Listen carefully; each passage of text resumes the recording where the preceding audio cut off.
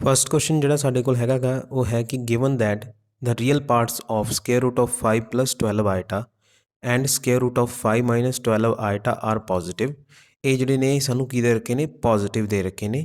The value of z is equal to square root of 5 plus 12 iota plus square root of 5 minus 12 iota divided by square root of 5 plus 12 iota minus square root of 5 minus 12 iota. ਇਹ ਅਸੀਂ ਜਿਹੜੀ ਆ ਉਹਦੀ value ਪਤਾ ਕਰਨੀ ਹੈ।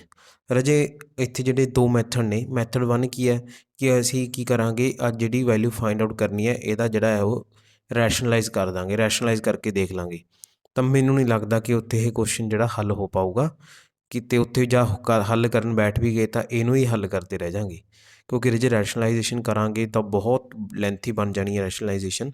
ਤਾਂ ਇੱਥੇ ਰਜੇ ਅਸੀਂ ਕੀ ਕਰਾਂਗੇ, ਇੱਥੇ ਯੂਜ਼ ਕਰਾਂਗੇ ਕਿ ਜਿਹੜੀ ਸਾਨੂੰ ਚੀਜ਼ ਆ ਉਹ ਗਿਵਨ ਦੇ ਰੱਖੀ ਹੈ ਉਹਦਾ ਯੂਜ਼ ਕਰਾਂਗੇ। ਗਿਵਨ ਕੀ ਦੇ ਰੱਖਿਆ ਕਿ ਸਾਨੂੰ ਜਿਹੜਾ ਹੈ ਉਹ ਸਕੁਅਰ ਰੂਟ ਆਫ 5 plus 12 ਆਈਟਾ ਅਤੇ ਸਕੁਅਰ ਰੂਟ ਆਫ 5 minus 12 ਆਈਟਾ ਉਹ ਸਾਨੂੰ ਕੀ ਦੇ ਰੱਖਿਆ ਹੈ, ਪੋਜ਼ੀਟਿਵ ਦੇ ਰੱਖਿਆ। ਅਤੇ ਇਹਦਾ ਯੂਜ਼ ਅਸੀਂ ਕਿੱਥੇ ਕਰਾਂਗੇ, ਇਸ ਚੀਜ਼ ਦਾ ਵੀ, ਇਸ ਪੋਜ਼ੀਟਿਵ ਹੋਣ ਦਾ ਯੂਜ਼ ਕਿੱਥੇ ਕਰਾਂਗੇ ਰਾਜੇ। ਸਾਨੂੰ ਪਤਾ ਹੈ ਕਿ ਅਸੀਂ ਕਿਸੇ ਵੀ ਕੰਪਲੈਕਸ ਨੰਬਰ ਦਾ ਜਿਹੜਾ ਸਕੁਅਰ ਰੂਟ ਹੈ ਉਹ ਆਪਾਂ ਕਿਵੇਂ ਫਾਈਂਡ ਆਊਟ ਕਰਦੇ ਹਾਂ। ਅਸੀਂ ਆਲਰੇਡੀ ਡਿਸਕਸ ਕੀਤਾ ਸੀ ਕਿ ਕਿਸੇ ਵੀ ਕੰਪਲੈਕਸ ਨੰਬਰ ਦਾ ਅਸੀਂ ਸਕੁਅਰ ਰੂਟ ਫਾਈਂਡ ਆਊਟ ਕਰਨਾ ਤਾਂ ਅਸੀਂ ਉਹਦੇ ਜਿਹੜੇ ਆ ਉਹ 3 ਮੈਥਡ ਡਿਸਕਸ ਕੀਤੇ ਸੀ। ਮੈਥਡ 1 ਸੀਗਾ ਸਾਡੇ ਕੋਲ ਲੈਂਥੀ ਮੈਥਡ, ਕਿ ਪੂਰਾ ਡਿਟੇਲ ਦੇ ਵਿੱਚ ਅਸੀਂ ਕੀ ਸਮਝਿਆ ਸੀਗਾ। ਮੈਥਡ 2 ਸੀ ਸਾਡੇ ਕੋਲ ਬਾਈ ਆਪਸ਼ਨ, ਅਤੇ ਮੈਥਡ 3 ਸੀ ਸਾਡੇ ਕੋਲ ਸ਼ਾਰਟਕਟ। ਮੈਂ ਤੁਹਾਨੂੰ ਕਿਹਾ ਸੀਗਾ ਕਿ ਜਿਹੜਾ ਮੈਥਡ 1 ਹੈ ਉਹ ਰਜੇ ਉੱਥੇ ਵਰਤਿਆ ਜਾਂਦਾ ਜਿੱਥੇ ਸਾਡੇ ਕੋਲ ਜਿਹੜਾ ਹੈ ਉਹ ਕੋਈ ਕੁਐਸਚਨ ਦੇ ਵਿੱਚ ਸਕੁਅਰ ਰੂਟ ਯੂਜ਼ ਹੁੰਦਾ ਅੰਦਰ, ਡਾਇਰੈਕਟ ਜਿਹੜਾ ਸਕੁਅਰ ਰੂਟ ਦਾ ਕੁਐਸਚਨ ਨਹੀਂ ਪੁੱਛਿਆ ਜਾਂਦਾ। ਤਾਂ ਇਹ ਉਸ ਦੀ ਹੀ ਇੱਕ ਐਗਜ਼ਾਮਪਲ ਹੈ ਕਿ ਅਸੀਂ ਇੱਥੇ ਮੈਥਡ 1 ਯੂਜ਼ ਕਰ ਸਕਦੇ ਹਾਂ। ਮੈਥਡ 1 ਯੂਜ਼ ਕਰਕੇ ਅਸੀਂ ਸਭ ਤੋਂ ਪਹਿਲਾਂ square root of 5 plus 12 iota find out ਕਰ ਲਾਂਗੇ। ਫਿਰ ਅਸੀਂ ਮੈਥਡ 1 ਦਾ ਯੂਜ਼ ਕਰਕੇ square root of 5 minus 12 iota ਪਤਾ ਕਰ ਲਾਂਗੇ। ਲੇਕਿਨ ਅਜੇ ਇਹ ਮੈਥਡ ਵੀ ਸਾਨੂੰ ਕੀ ਹੈ, ਲੈਂਥ ਹੀ ਲੱਗੂਗਾ, ਕਿਉਂਕਿ ਜੇ ਅਸੀਂ ਪੂਰਾ ਇਹਨੂੰ 5 plus 12 ਆਈਟਾ ਨੂੰ ਜਿਹੜਾ ਉਹ ਮੈਥਡ 1 ਦੇ ਨਾਲ ਕਰਾਂਗੇ ਡਿਟੇਲ ਦੇ ਵਿੱਚ, ਤਾਂ ਅਜੇ ਬਹੁਤ ਸਾਡਾ ਟਾਈਮ ਜਿਹੜਾ ਉਹ ਵੇਸਟ ਹੋ ਜਾਣਾ। ਉੱਥੇ ਸਾਨੂੰ ਜਿਹੜਾ ਹੈ ਕੁਐਸਚਨ ਕੰਪਲੀਟ ਹੀ ਨਹੀਂ ਹੋ ਪਾਉਣਾ। ਤਾਂ ਇੱਥੇ ਯੂਜ਼ ਹੁੰਦਾ ਰਜੇ ਮੈਥਡ 3। ਮੈਥਡ 2 ਜਿਹੜਾ ਹੈ ਉਹ ਸਾਡੇ ਕੋਲ ਕੀ ਸੀਗਾ, ਬਾਏ ਆਪਸ਼ਨ। ਬਾਈ ਆਪਸ਼ਨ ਇਹ ਉਦੋਂ ਯੂਜ਼ ਹੁੰਦਾ ਜਦੋਂ ਸਾਡੇ ਕੋਲ ਸਿੰਪਲੀ ਕਹਿ ਦਿੱਤਾ ਜਾਵੇ ਕਿ find the square root of ਕਿਸੇ ਵੀ ਕੰਪਲੈਕਸ ਨੰਬਰ ਦਾ ਜਿਹੜਾ ਸਾਨੂੰ ਸਕੁਅਰ ਰੂਟ ਫਾਈਂਡ ਆਊਟ ਕਰਨ ਲਈ ਕਹਿ ਦੇਣ। ਉੱਥੇ ਅਸੀਂ ਬਾਏ ਆਪਸ਼ਨ ਦੇ ਵਿੱਚ ਆਪਸ਼ਨ ਦਾ ਸਕੁਅਰ ਕਰਕੇ ਆਪਾਂ ਆਨਸਰ ਕੱਢ ਸਕਦੇ ਸੀਗੇ। ਲੇਕਿਨ ਰਾਜੇ ਇੱਥੇ ਸਾਡੇ ਕੋਲ ਡਾਇਰੈਕਟ ਨਹੀਂ ਪੁੱਛਿਆ, ਇੱਥੇ ਸਾਡੇ ਕੋਲ ਇੱਥੇ ਸਾਨੂੰ ਕਿਹਾ ਗਿਆ ਵੀ ਜ਼ੈਡ ਦੀ ਵੈਲਿਊ ਫਾਈਂਡ ਆਊਟ ਕਰੋ। ਇੱਥੇ ਸਾਨੂੰ ਡਾਇਰੈਕਟ ਨਹੀਂ ਪੁੱਛਿਆ ਵੀ ਸਕੁਅਰ ਰੂਟ ਫਾਈਂਡ ਆਊਟ ਕਰੋ, ਇੱਥੇ ਅਸੀਂ ਜ਼ੈਡ ਦੀ ਵੈਲਿਊ ਫਾਈਂਡ ਆਊਟ ਕਰਨੀ ਹੈ। ਅਤੇ ਆਹ ਸਾਰੀ ਏਡੀ ਵੱਡੀ ਟਰਮ ਦੇ ਰੱਖੀ ਆਪਣੇ ਕੋਲ ਜਿਹਨੂੰ ਅਸੀਂ ਸੋਲਵ ਕਰਨਾ ਹੈ, ਅਤੇ ਇਹਦੇ ਵਿੱਚ ਯੂਜ਼ ਹੁੰਦਾ ਹੈ ਸਕੁਅਰ ਰੂਟ, ਨਾ ਕਿ ਡਾਇਰੈਕਟ ਸਾਨੂੰ ਕੁਐਸਚਨ ਕਿਹਾ। ਤਾਂ ਸਭ ਤੋਂ ਜਿਹੜਾ ਈਜ਼ੀ ਮੈਥਡ ਅਤੇ ਸਭ ਤੋਂ ਜਿਹੜਾ ਆਪਾਂ ਕਹਿ ਸਕਦੇ ਕਨਵੀਨੀਅੰਟ ਮੈਥਡ ਆ ਉਹ ਹੈਗਾ ਸ਼ਾਰਟਕਟ 3। ਸ਼ਾਰਟਕਟ 3 ਕੀ ਸੀਗਾ ਆਪਣੇ ਕੋਲ, ਸ਼ਾਰਟਕਟ 3 ਆਪਣੇ ਕੋਲ ਇੱਕ ਫਾਰਮੂਲਾ ਸੀਗਾ ਜਿਹੜਾ ਤੁਹਾਨੂੰ ਯਾਦ ਹੋਣਾ ਚਾਹੀਦਾ। ਮੈਂ ਕਿਹਾ ਸੀ ਵੀ ਤੁਸੀਂ ਆਪਣੀ ਪ੍ਰੈਕਟਿਸ ਕਰਿਓ ਅਤੇ ਆਪਣੇ ਅਕੋਰਡਿੰਗ ਜਿਹੜਾ ਫਾਰਮੂਲਾ ਯਾਦ ਕਰਨ ਦਾ ਤਰੀਕਾ ਲੱਭ ਲਿਓ। ਤਾਂ ਫਾਰਮੂਲਾ ਕੀ ਸੀਗਾ, ਸਾਨੂੰ ਪਤਾ ਹੈ ਕਿ ਸਾਡੇ ਕੋਲ ਸਪੋਜ਼ a plus ਆਈਟਾ b ਕੋਈ ਕੰਪਲੈਕਸ ਨੰਬਰ ਹੈ, ਤਾਂ ਇਹਦਾ ਜਿਹੜਾ ਸਕੁਅਰ ਰੂਟ ਹੋਵੇਗਾ ਉਹ ਕਿਹਦੇ ਬਰਾਬਰ ਹੋਵੇਗਾ, ਉਹ ਆਪਣੇ ਕੋਲ ਸੀ ਪਲੱਸ ਮਾਈਨਸ ਬ੍ਰੈਕਟ ਸਟਾਰਟ। ਫਿਰ ਮੈਂ ਕੀ ਕਿਹਾ ਸੀ, ਸਭ ਤੋਂ ਪਹਿਲਾਂ ਕੀ ਲਿਖਣਾ ਹੈ, ਸਕੁਅਰ ਰੂਟ।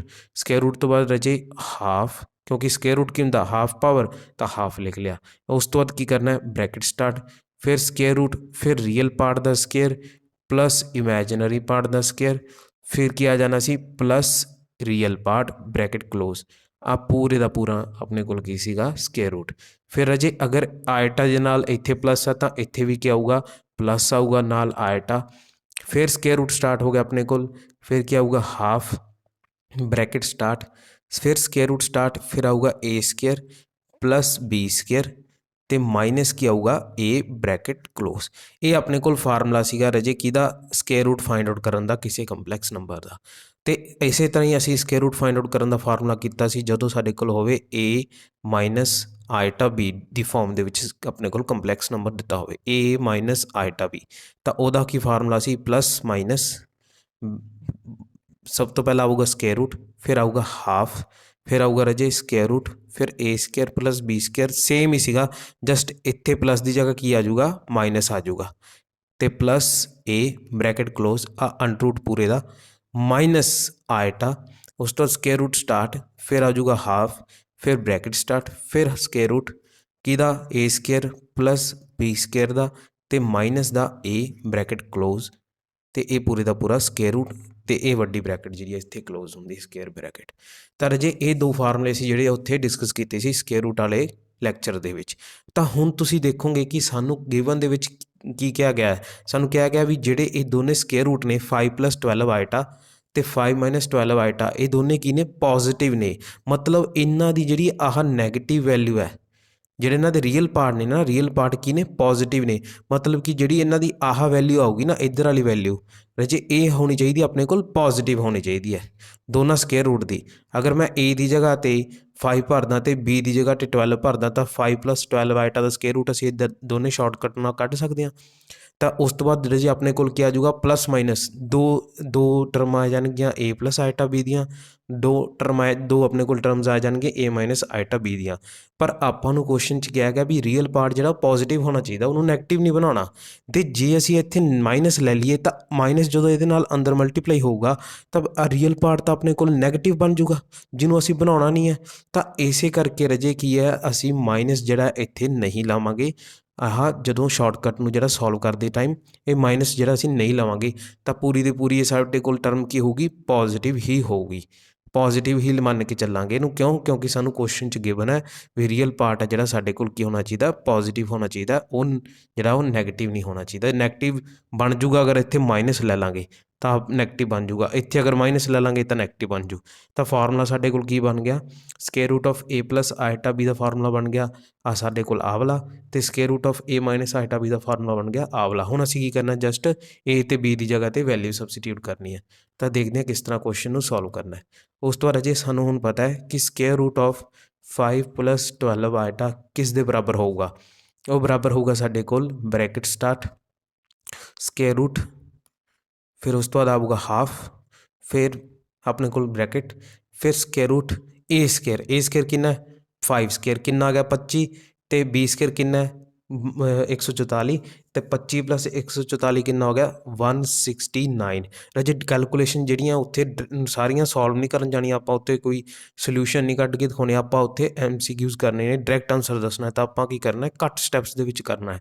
ਇਹ ਤਾਂ ਮੈਂ ਤੁਹਾਨੂੰ ਸਟੈਪਸ ਦਿਖਾਉਣ ਦੀ ਖਾਤਰ ਜਿਹੜਾ ਇੱਥੇ ਲਿਖ ਦਿੱਤਾ, ਨਹੀਂ ਤਾਂ 169 ਦਾ ਸਕੁਅਰ ਰੂਟ ਸਿੱਧਾ 13 ਹੀ ਮੈਂ ਲਿਖ ਦਿੰਦਾ। ਤੇ ਪਲੱਸ ਕੀ ਆਊਗਾ ਆਪਣੇ ਕੋਲ a ਮਤਲਬ ਕਿ 5 ਬ੍ਰੈਕਟ ਕਲੋਜ਼, ਇਹ ਤਾਂ ਹੋ ਗਿਆ ਆਪਣੇ ਕੋਲ ਰੀਅਲ ਪਾਰਟ। ਫਿਰ ਅਜੇ ਕੀ ਆਊਗਾ ਆਇਟਾ, ਫਿਰ ਸਕੁਅਰ ਰੂਟ, ਫਿਰ ਉਸ ਤੋਂ ਬਾਅਦ ਆਪਣੇ ਕੋਲ ਕੀ ਆਊਗਾ ਹਾਫ, ਫਿਰ ਬ੍ਰੈਕਟ, ਫਿਰ square root of 169 minus a ਮਤਲਬ ਕਿ 5 ਬ੍ਰੈਕਟ ਕਲੋਜ਼। ਆ ਪੂਰੇ ਦਾ ਪੂਰਾ ਸਕੁਅਰ ਰੂਟ ਤੇ ਆ ਬ੍ਰੈਕਟ ਬੰਦ ਹੋ ਗਈ, ਮੂਰੇ ਕੀ ਆਊਗਾ ਇੱਥੇ ਪਲੱਸ ਆਊਗਾ, ਕਿਉਂਕਿ ਰੀਅਲ ਪਾਰਟ ਪੋਜ਼ਿਟਿਵ ਹੋਣਾ ਚਾਹੀਦਾ ਹੈ। ਆਪਣੇ ਕੋਲ ਕਿੰਨਾ ਆ ਗਿਆ ਰਾਜੇ, ਇਹ ਕਿੰਨਾ ਆ ਗਿਆ 13 + 5 ਕਿੰਨਾ ਹੋ ਗਿਆ 18 ਬਾਈ ਕਿੰਨਾ ਆ ਗਿਆ 2, ਤਾਂ ਆਪਣੇ ਕੋਲ ਕੀ ਬਚਾ 9। ਤਾਂ ਸਕੁਅਰ ਰੂਟ ਆਫ ਕਿੰਨਾ ਆ ਗਿਆ 9 ਤੇ ਪਲੱਸ ਆਇਟਾ ਇੱਧਰ ਕਿੰਨਾ ਆ ਗਿਆ 13 - 5 ਕਿੰਨਾ ਆ ਗਿਆ ਆਪਣੇ ਕੋਲ 8/2 ਕਿੰਨਾ ਆ ਗਿਆ ਆਪਣੇ ਕੋਲ 4, ਤਾਂ ਕਿੰਨਾ ਆ ਗਿਆ 4 ਇੱਥੇ ਸਕੁਅਰ ਰੂਟ ਦੇ ਵਿੱਚ ਆ ਗਿਆ। ਤਾਂ ਹੁਣ ਜੇ ਆਪਾਂ ਇਹਨੂੰ ਸਕੁਅਰ ਰੂਟ ਨੂੰ ਸੋਲਵ ਕਰ ਦਾਂਗੇ ਤਾਂ ਕੀ ਬਚੂਗਾ 3 + ਆਇਟਾ 2। ਇਹ ਆਪਣੇ ਕੋਲ ਸੋਲਵ ਕਰਕੇ ਆ ਗਿਆ ਸਕੁਅਰ ਰੂਟ 5 + 12 ਆਇਟਾ ਦਾ। ਤਾਂ ਕਿੰਨੇ ਈਜ਼ੀ ਇੱਕ ਸਟੈਪ ਦੇ ਵਿੱਚ ਹੀ ਰਾਜੇ ਸਾਡੇ ਕੋਲ ਸਕੁਅਰ ਰੂਟ ਦੀ ਵੈਲਿਊ ਆ ਗਈ। ਹੁਣ ਅਸੀਂ ਕੀ ਫਾਈਂਡ ਆਊਟ ਕਰਨਾ, ਹੁਣ ਅਸੀਂ ਫਾਈਂਡ ਆਊਟ ਕਰਨਾ ਸਕੁਅਰ ਰੂਟ ਆਫ 5 - 12 ਆਇਟਾ। ਤਾਂ 5 - 12 ਆਇਟਾ ਦਾ ਸਕੁਅਰ ਰੂਟ ਕਿਹਦੇ ਬਰਾਬਰ ਹੋਊਗਾ, ਉਹ ਬਰਾਬਰ ਹੋਊਗਾ ਰਾਜੇ ਪਲੱਸ ਦੇ, ਕਿਉਂਕਿ ਅਸੀਂ ਪੋਜ਼ਿਟਿਵ ਰੱਖਣਾ ਰੀਅਲ ਪਾਰਟ ਨੂੰ। ਹੁਣ ਮੈਂ ਕੀ ਕਰੂੰਗਾ ਰਾਜੇ ਡਾਇਰੈਕਟ ਲਿਖੂੰਗਾ, ਕਿਉਂਕਿ ਆਪਾਂ ਨੂੰ ਪਤਾ ਹੈ ਕਿ ਸਿਰਫ ਪਲੱਸ ਮਾਈਨਸ ਦਾ ਫਰਕ ਹੈ, ਇੱਥੇ ਪਲੱਸ ਹੈ ਤੇ ਜਿਹੜਾ ਆਹ ਮਾਈਨਸ ਹੈ ਇੱਥੇ ਮਾਈਨਸ ਹੋ ਜਾਣਾ। ਤਾਂ ਕੀ ਆ ਜਾਊਗਾ square root of 9 minus iota square root of 4 ਕਿੰਨਾ ਆ ਗਿਆ ਆਪਣੇ ਕੋਲ 3 - ਆਇਟਾ 2 ਆ ਗਿਆ ਆਪਣੇ ਕੋਲ ਸਕੁਅਰ ਰੂਟ ਆਫ -12 ਆਇਟਾ ਦਾ ਆਨਸਰ ਆ ਗਿਆ। ਹੁਣ ਰਾਜੇ ਆਪਣੇ ਕੋਲ ਦੋਨੇ ਸਕੁਅਰ ਰੂਟ ਦੀਆਂ ਵੈਲਿਊ ਆ ਗਈਆਂ, ਕਿਹਦੀਆਂ 5 + 12 ਆਇਟਾ ਤੇ 5 - 12 ਆਇਟਾ ਦੀਆਂ। ਤੇ ਅਸੀਂ ਫਾਈਂਡ ਆਊਟ ਕੀ ਕਰਨਾ ਹੈ, ਇਹਦੀ z ਦੀ ਵੈਲਿਊ ਫਾਈਂਡ ਆਊਟ ਕਰਨੀ ਹੈ। ਤਾਂ ਸਿੰਪਲੀ ਅਸੀਂ ਕੀ ਕਰਾਂਗੇ, ਆਹ ਫਸਟ ਇਕੁਏਸ਼ਨ ਜੇ ਇਹਨੂੰ ਮੰਨ ਲਈਏ ਤਾਂ ਫਸਟ ਇਕੁਏਸ਼ਨ ਦੇ ਵਿੱਚ ਆਹ ਦੋਨੇ ਵੈਲਿਊਜ਼ ਕੀ ਕਰ ਦਾਂਗੇ ਸਬਸਟੀਟਿਊਟ ਕਰ ਦਾਂਗੇ।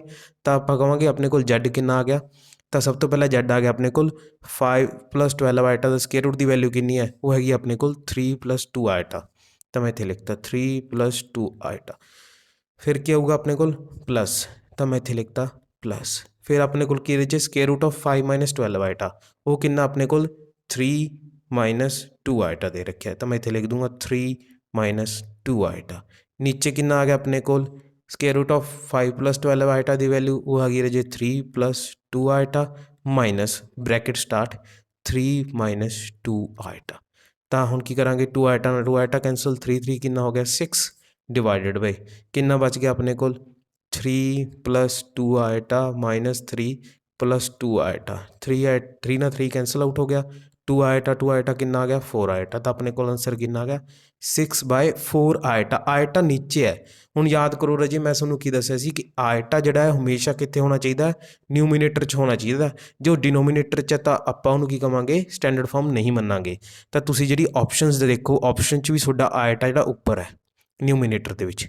ਤਾਂ ਸਾਨੂੰ ਆਈਟਾ ਜਿਹੜਾ ਉਹ ਉੱਪਰ ਲੈ ਕੇ ਆਉਣਾ ਪੈਣਾ ਤਾਂ ਉਹਨੂੰ ਸਟੈਂਡਰਡ ਫਾਰਮ 'ਚ ਜਿਹੜਾ ਬਣਾਉਣਾ ਪੈਣਾ। ਆਪਾਂ ਇੱਥੇ ਕੀ ਕਰਾਂਗੇ 3 ਕਿੰਨਾ ਆ ਗਿਆ ਆਪਣੇ ਕੋਲ 2 ਆਈਟਾ ਆ ਗਿਆ। ਹੁਣ ਰਾਜੇ ਆਪਾਂ ਨੂੰ ਪਤਾ ਹੈ ਕਿ 1 ਆਈਟਾ ਜਿਹੜਾ ਹੈ ਉਹਨੂੰ ਮਾਈਨਸ ਆਈਟਾ ਜਿਹੜਾ ਆਪਾਂ ਲਿਖ ਸਕਦੇ ਹਾਂ। ਇਹ ਆਲਰੇਡੀ ਆਪਾਂ ਕੰਸੈਪਟ ਆਫ ਆਈਟਾ ਦੇ ਲੈਕਚਰ 'ਚ ਡਿਟੇਲ 'ਚ ਪੜ੍ਹਿਆ ਹੋਇਆ ਇਹਦੇ ਬਾਰੇ। ਤਾਂ ਆਪਾਂ ਨੂੰ ਪਤਾ ਹੈ ਇੱਥੇ 3/2 ਆਈਟਾ 1 ਆਈਟਾ ਨੂੰ ਆਪਾਂ ਕੀ ਲਿਖ ਸਕਦੇ ਹਾਂ ਮਾਈਨਸ ਆਈਟਾ। ਤਾਂ ਇੱਥੇ ਕਿੰਨਾ ਆ ਗਿਆ ਮਾਈਨਸ ਆਈਟਾ। ਤਾਂ ਕਿੰਨਾ ਆਂਸਰ ਆ ਗਿਆ ਆਪਣੇ ਕੋਲ -3/2 ਆਈਟਾ ਜਿਹੜਾ ਆਪਣੇ ਕੋਲ ਆਂਸਰ ਆ ਗਿਆ। ਤਾਂ ਕਿਹੜੀ ਆਪਸ਼ਨ ਕਰੈਕਟ ਆ ਆਪਣੇ ਕੋਲ ਬੀ ਆਪਸ਼ਨ ਜਿਹੜੀ ਹੈ ਕਰੈਕਟ ਹੈ। ਸੈਕਿੰਡ ਕੁਐਸਚਨ ਦੇਖ ਲੈਂਦੇ ਹਾਂ ਸਾਡੇ ਕੋਲ। ਸੈਕਿੰਡ ਕੁਐਸਚਨ ਕੀ ਹੈ ਕਿ ਕਹਿੰਦਾ ਵੀ the smallest positive integral value of n for which 1 - iota divided by 1 + iota ਦੀ power n is purely imaginary with positive imaginary part is। ਤਾਂ ਰਾਜੇ ਇਹ ਕੁਐਸਚਨ ਦੇ ਵਿੱਚ ਨਾ ਸਟੇਟਮੈਂਟ ਨੂੰ ਸਮਝਣਾ ਜਿਹੜਾ ਬਾਹਲਾ ਜ਼ਰੂਰੀ ਹੈ। ਸਟੇਟਮੈਂਟ ਸਮਝ ਆ ਗਈ ਤਾਂ ਕੁਐਸਚਨ ਬਹੁਤ ਈਜ਼ੀ ਹੈ। ਸਟੇਟਮੈਂਟ ਨਹੀਂ ਸਮਝ ਆਈ ਤਾਂ ਕੁਐਸਚਨ ਦੇ ਵਿੱਚ ਉਲਝ ਕੇ ਰਹਿ ਜਾਵਾਂਗੇ। ਜਿਹੜੀ ਸਟੇਟਮੈਂਟ ਹੈ ਅਸੀਂ ਉਸ ਦੇ ਵਿੱਚ ਕੀ ਹੈ ਫਾਈਂਡ ਆਊਟ ਕਰਨੀ ਹੈ n ਦੀ ਵੈਲਿਊ। ਉਹ ਵੀ n ਦੀ ਵੈਲਿਊ ਕੀ ਹੋਣੀ ਚਾਹੀਦੀ ਹੈ ਪੋਜ਼ਿਟਿਵ ਇੰਟੈਗਰਲ ਹੋਣੀ ਚਾਹੀਦੀ ਹੈ ਅਤੇ ਸਮੋਲੈਸਟ ਹੋਣੀ ਚਾਹੀਦੀ ਹੈ। ਇੱਦਾਂ ਨਹੀਂ ਕਿ ਤੁਸੀਂ ਕੋਈ ਵੀ positive integral value find out ਕਰ ਸਕਦੇ ਹੋ। ਤੁਸੀਂ ਸਮੋਲੈਸਟ ਵੈਲਿਊ ਫਾਈਂਡ ਆਊਟ ਕਰਨੀ ਹੈ n ਦੀ। ਕਿਹਦੇ ਵਾਸਤੇ ਆ ਜਿਹੜਾ ਸਾਨੂੰ ਦੇ ਰਹੀ ਹੈ ਟਰਮ ਦੇ ਰੱਖੀ ਹੈ 1 - ਆਈਟਾ ਅਪੋਨ 1 + ਆਈਟਾ ਦੀ ਪਾਵਰ n ਅਤੇ ਕੰਡੀਸ਼ਨਸ ਦੇ ਰੱਖੀਆਂ ਰਾਜੇ। ਇੱਥੇ ਕੰਡੀਸ਼ਨ ਕੀ ਹੈ ਕਹਿੰਦਾ n ਇਹੋ ਜਿਹਾ ਹੋਣਾ ਚਾਹੀਦਾ ਹੈ ਵੀ ਇੱਕ ਤਾਂ ਉਹ ਸਮੋਲੈਸਟ ਹੋਵੇ ਪੋਜ਼ਿਟਿਵ ਇੰਟੀਗਰਲ ਹੋਵੇ ਅਤੇ ਕਹਿੰਦਾ ਉਹਦੀ ਵੈਲਿਊ ਇਹਦੇ ਵਿੱਚ ਭਰਨ 'ਤੇ ਸਾਡੇ ਕੋਲ ਜਿਹੜਾ ਆਂਸਰ ਹੈ ਉਹ ਪਿਓਰਲੀ ਇਮੈਜਨਰੀ ਹੋਣਾ ਚਾਹੀਦਾ ਹੈ। ਦੇਖ ਲਓ ਪਿਓਰਲੀ ਇਮੈਜਨਰੀ ਮਤਲਬ ਆਇਟਾ ਹੋਣਾ ਚਾਹੀਦਾ ਉਹਦੇ ਵਿੱਚ ਰੀਅਲ ਪਾਰਟ ਹੋਣਾ ਹੀ ਚਾਹੀਦਾ ਇਮੈਜਨਰੀ ਪਾਰਟ ਹੀ ਹੋਣਾ ਚਾਹੀਦਾ।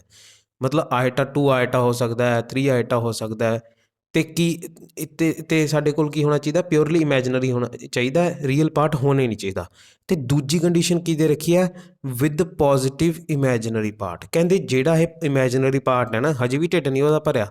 ਉਹ ਕਹਿੰਦਾ ਵੀ ਇਮੈਜਨਰੀ ਪਾਰਟ ਵੀ ਲੈ ਕੇ ਆਉਣਾ ਅਤੇ ਇਮੈਜਨਰੀ ਪਾਰਟ ਜਿਹੜਾ ਉਹ ਪੋਜ਼ਿਟਿਵ ਹੋਣਾ ਚਾਹੀਦਾ ਭਾਈ। ਆਏ ਨਹੀਂ ਵੀ ਤੁਸੀਂ -2 ਆਇਟਾ ਲਿਆਓ। ਤਾਂ ਇੱਥੇ ਰਾਜੇ ਇਹਨਾਂ ਨੇ ਬਹੁਤ ਸਾਰੀਆਂ ਕੰਡੀਸ਼ਨਸ ਲਗਾ ਦਿੱਤੀਆਂ ਨੇ। ਕੰਡੀਸ਼ਨ ਦੇ ਨਾਲ ਜਿਹੜਾ ਸਾਡੇ ਕੋਲ ਉਹ ਕੁਐਸਚਨ ਹੈ ਉਹ ਸਮਝਣਾ ਜ਼ਰੂਰੀ ਹੋ ਜਾਂਦਾ ਸਟੇਟਮੈਂਟ ਨੂੰ। ਤਾਂ ਹੁਣ ਅਸੀਂ ਇੱਥੇ ਕੀ ਦੇਖਿਆ ਅਸੀਂ ਕੀ ਫਾਈਂਡ ਆਊਟ ਕਰਨਾ ਹੈ ਫਾਈਂਡ ਕਰਨਾ ਹੈ an smallest positive integral value of n smallest integral value of n ਪਤਾ ਕਰਨੀ ਹੈ। ਅਤੇ ਸਾਨੂੰ ਕੰਡੀਸ਼ਨਾਂ ਕੀ ਲਾ ਰੱਖੀਆਂ ਕੰਡੀਸ਼ਨਸ ਕੀ ਲਾ ਰੱਖੀਆਂ। ਪਹਿਲੀ ਕੰਡੀਸ਼ਨ ਆ ਬਾਈ ਜਿਹੜਾ ਆਪਣੇ ਕੋਲ 1 - ਆਇਟਾ ਅਪੋਨ 1 + ਆਇਟਾ ਦੀ ਪਾਵਰ n ਸੋਲਵ ਕਰਕੇ ਜਿਹੜਾ ਆਂਸਰ ਹੋਣਾ ਚਾਹੀਦਾ ਹੈ ਉਹ ਆਪਣੇ ਕੋਲ ਹੋਣਾ ਚਾਹੀਦਾ ਪਿਓਰਲੀ ਇਮੈਜਨਰੀ ਹੋਣਾ ਚਾਹੀਦਾ। ਦੂਸਰੀ ਕੰਡੀਸ਼ਨ ਕੀ ਲਾਤੀ ਕਿ 1 - ਆਇਟਾ ਅਪੋਨ 1 + ਆਇਟਾ ਦੀ ਪਾਵਰ n ਨੂੰ ਸੋਲਵ ਕਰਕੇ ਜਿਹੜਾ ਪਿਓਰਲੀ ਇਮੈਜਨਰੀ ਆਂਸਰ ਆਊਗਾ ਉਹ ਕੀ ਹੋਣਾ ਚਾਹੀਦਾ ਪੋਜ਼ਿਟਿਵ ਹੋਣਾ ਚਾਹੀਦਾ ਪਿਓਰਲੀ ਇਮੈਜਨਰੀ ਪਾਰਟ। ਤਾਂ ਇਹ ਦੋ ਕੰਡੀਸ਼ਨਸ ਨੂੰ ਧਿਆਨ 'ਚ ਵੀ ਆਪਾਂ ਨੂੰ ਰੱਖਣਾ ਪੈਣਾ ਹੈ। ਤਾਂ ਰਾਜੇ ਇੱਥੇ ਆਪਾਂ ਕਿਸ ਤਰ੍ਹਾਂ ਇਹਨੂੰ ਸੋਲਵ ਕਰਾਂਗੇ ਇਹਨੂੰ ਸੋਲਵ ਕਰਾਂਗੇ ਆਪਾਂ ਸਟੈਪਸ ਦੀ ਹੈਲਪ ਦੇ ਨਾਲ ਥੋੜ੍ਹਾ ਈਜ਼ੀ ਹੋ ਜਾਊਗਾ। ਤਾਂ ਸਟੈਪ 1 ਕੀ ਕਰਨਾ ਸਟੈਪ 1 ਕੀ ਹੈ ਰਾਜੇ ਉਹੀ ਸਟੈਪ ਸਿੰਪਲ ਜਿਹਾ ਕਿ ਆ ਜਿਹੜਾ ਸਾਨੂੰ ਦੇ ਰੱਖਿਆ ਹੈਗਾ ਟਰਮ ਕੰਪਲੈਕਸ ਨੰਬਰ ਦੇ ਰੱਖੇ ਨੇ 2 ਉੱਪਰ ਡਿਵਾਈਡ ਹੋ ਰੱਖੇ ਨੇ ਇਹਨਾਂ ਨੂੰ ਸਟੈਂਡਰਡ ਫਾਰਮ 'ਚ ਬਣਾ ਲਓ। ਸਟੈਂਡਰਡ ਫਾਰਮ 'ਚ ਕਿੱਦਾਂ ਬਣਾਵਾਂਗੇ 1 - ਆਇਟਾ ਅਪੋਨ 1 + ਆਇਟਾ ਦੀ ਪਾਵਰ n ਇਹਨੂੰ ਸਟੈਂਡਰਡ ਫਾਰਮ 'ਚ ਬਣਾ ਲਓ। ਅਤੇ ਦੂਜਾ ਮੈਥਡ ਕੀ ਇਹਨੂੰ ਕੇ ਆਇਟਾ ਦੇ ਇਕੁਅਲ ਮੰਨ ਲਓ। ਕੇ ਆਇਟਾ ਆਪਣੇ ਕੋਲ ਕੀ ਹੈ ਪਿਓਰਲੀ ਇਮੈਜਨਰੀ ਟਰਮ ਹੈ ਅਤੇ ਇਹ ਵੀ ਆਪਣੇ ਕੋਲ ਕੀ ਹੈ ਪੋਜ਼ਿਟਿਵ ਵੀ ਹੈ। ਕੇ ਆਈਟਾ ਆਪਣੇ ਕੋਲ ਕੀ ਹੈ ਪੋਜ਼ਿਟਿਵ ਇਮੈਜਨਰੀ ਟਰਮ ਹੈ, ਆਪਾਂ ਇੱਥੇ ਲਿਖ ਦਾਂਗੇ ਕੇ ਹੈ ਜਿਹੜਾ ਉਹ ਪੋਜ਼ਿਟਿਵ ਹੈ ਜਾਂ ਫਿਰ ਕੇ ਹੈ ਗ੍ਰੇਟਰ ਦੈਨ 0 ਹੈ। ਤਾਂ ਤੁਸੀਂ ਇਹਦੇ ਨਾਲ ਵੀ ਜਿਹੜਾ ਇਹਨੂੰ ਸੋਲਵ ਕਰਕੇ ਦੇਖ ਸਕਦੇ ਹੋ ਸਕਦਾ ਇਹਦੇ ਨਾਲ ਵੀ ਆਨਸਰ ਆ ਜੇ ਆਨਸਰ ਆ ਗਿਆ ਤਾਂ ਮੈਨੂੰ ਜ਼ਰੂਰ ਦੱਸੋ ਇਹਦੇ ਬਾਰੇ ਕਿ ਹਾਂਜੀ ਇਸ ਇੱਦਾਂ ਯੂਜ਼ ਕਰਕੇ ਵੀ ਆਨਸਰ ਆ ਗਿਆ, ਕਿਉਂਕਿ ਰਾਜੇ ਇੱਕ ਕੁਐਸਚਨ ਨੂੰ ਕਰਨ ਦੇ ਬਹੁਤ ਸਾਰੇ ਮੈਥਡਸ ਨੇ। ਤੁਸੀਂ ਜਿਹੜਾ ਮੈਥਡ ਜਿਹੜਾ ਟਰਾਈ ਕਰਕੇ ਦੇਖੋਗੇ ਅਤੇ ਉਹਦੇ ਨਾਲ ਜਿਹੜਾ ਤੁਹਾਡਾ ਆਨਸਰ ਆ ਜਾਂਦਾ ਹੈ ਤਾਂ ਉਹ ਆਪਣੇ ਲਈ ਬੈਨੀਫਿਟ ਹੀ ਹੈ ਕਿ ਤੁਸੀਂ ਅਲੱਗ ਤੋਂ ਕੋਈ ਹੋਰ ਮੈਥਡ ਨਾ ਕਰਕੇ ਦੇਖੋ, ਮੈਂ ਕਰਕੇ ਦੇਖਾਂ ਅਲੱਗ ਤੋਂ ਮੈਥਡਸ ਦੇ ਨਾਲ, ਅਤੇ ਜਿਹੜਾ ਮੈਥਡ ਸੌਖਾ ਲੱਗੇ ਉਹਨੂੰ ਅਸੀਂ ਕੀ ਕਰਨਾ ਹੈ ਯੂਜ਼ ਕਰਨਾ। ਆਪਣਾ ਤਾਂ ਮਕਸਦ ਇਹੀ ਹੈ ਨਾ ਕਿ ਥੋੜ੍ਹੇ ਸਮੇਂ ਦੇ ਵਿੱਚ ਘੱਟ ਸਟੈਪਸ ਦੇ ਵਿੱਚ ਸਾਡਾ ਆਨਸਰ ਆਉਣਾ ਚਾਹੀਦਾ। ਸਾਨੂੰ ਕੋਈ ਇੱਦਾਂ ਤਾਂ ਨਹੀਂ ਹੈ ਨਾ ਕਿ ਰਾਜੇ ਜਿਹੋ ਜਿਹਾ ਮੈਂ ਤੁਹਾਨੂੰ ਕਰਵਾ ਰਿਹਾ ਤੁਸੀਂ ਉਹਨੂੰ ਕਾਪੀ ਹੀ ਕਰਨਾ ਹੈ। ਆਪਣਾ ਇਹ ਮਕਸਦ ਹੈ ਕਿ ਤੁਹਾਨੂੰ ਜਿਹੜਾ ਹੈ ਉਹ ਐਗਜ਼ਾਮ ਦੇ ਵਿੱਚ ਜਿਹੜਾ ਕੁਐਸਚਨ ਜਿਹੜਾ ਸੋਲਵ ਹੋਣਾ ਚਾਹੀਦਾ, ਸਾਡਾ ਪੇਪਰ ਕਲੀਅਰ ਹੋਣਾ ਚਾਹੀਦਾ।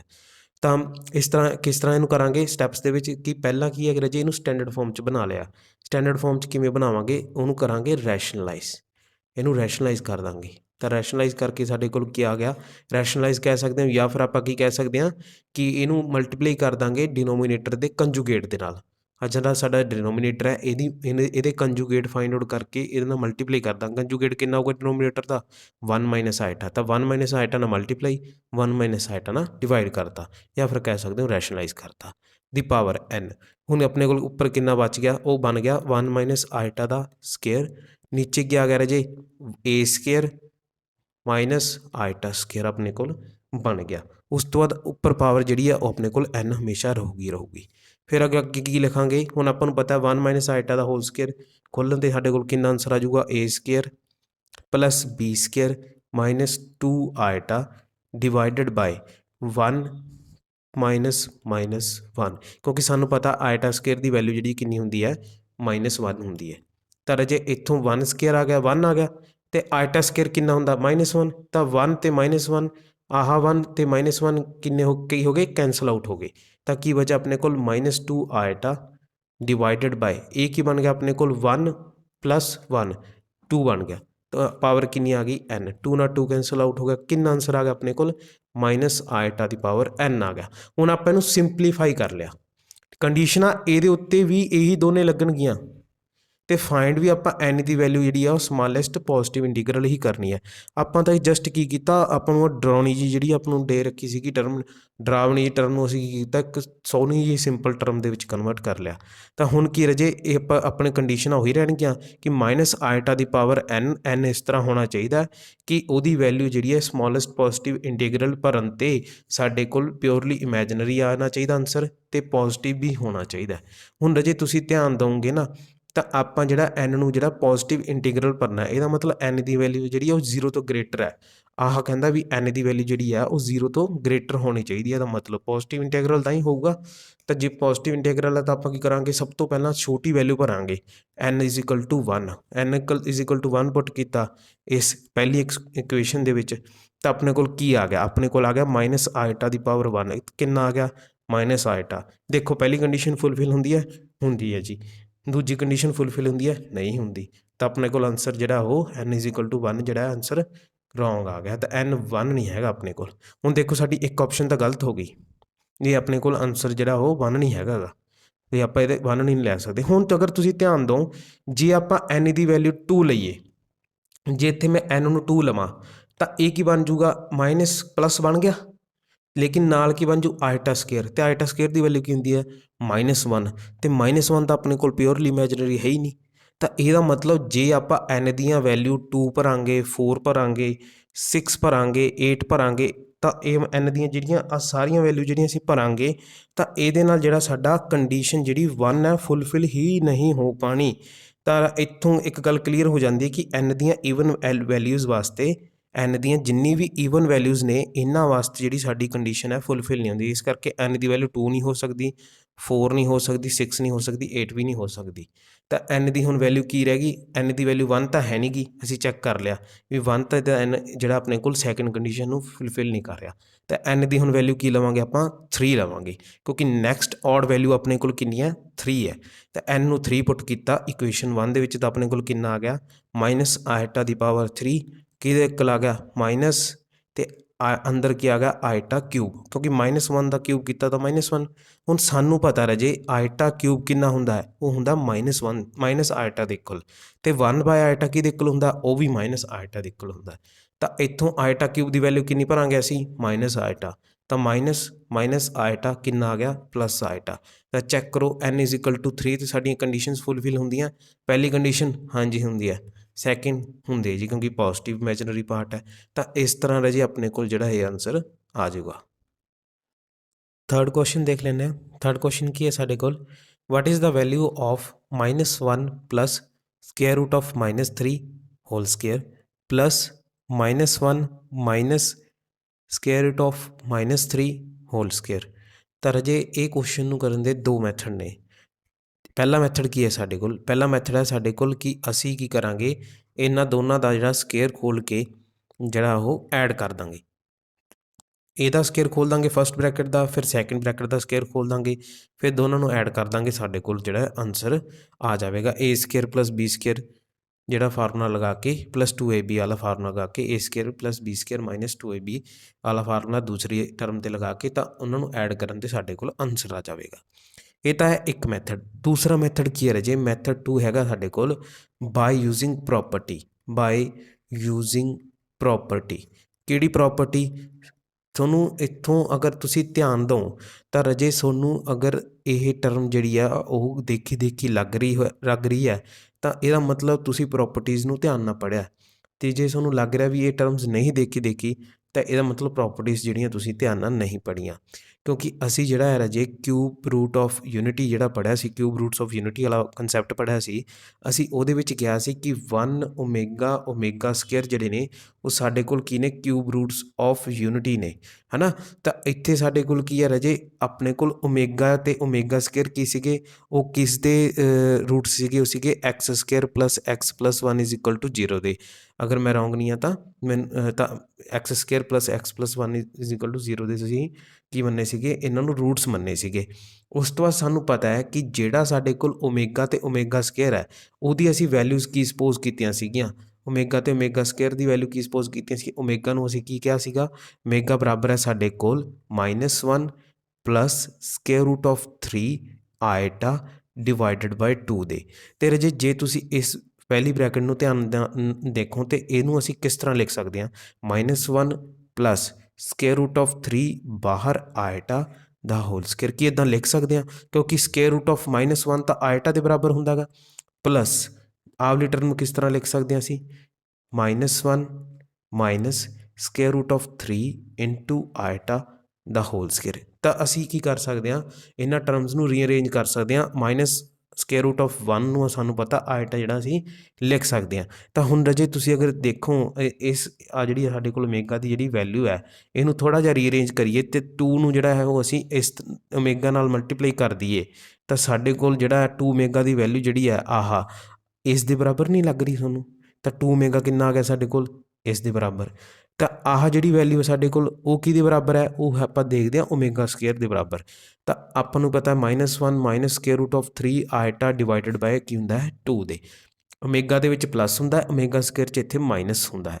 ਤਾਂ ਹੁਣ ਕੀ ਕਰਾਂਗੇ ਰਾਜੇ, ਰੀਅਰੇਂਜ ਕਰ ਲਾਂਗੇ ਇਹਨੂੰ। ਰੀਅਰੇਂਜ ਕਿਸ ਤਰ੍ਹਾਂ ਕਰਾਂਗੇ, 2 ਨੂੰ ਕੀ ਕਰਾਂਗੇ ਇੱਧਰ ਮਲਟੀਪਲਾਈ ਕਰ ਦਾਂਗੇ, ਤਾਂ ਆਪਣੇ ਕੋਲ ਕਿੰਨਾ ਆ ਗਿਆ, 2 ਓਮੇਗਾ ਸਕੇਅਰ।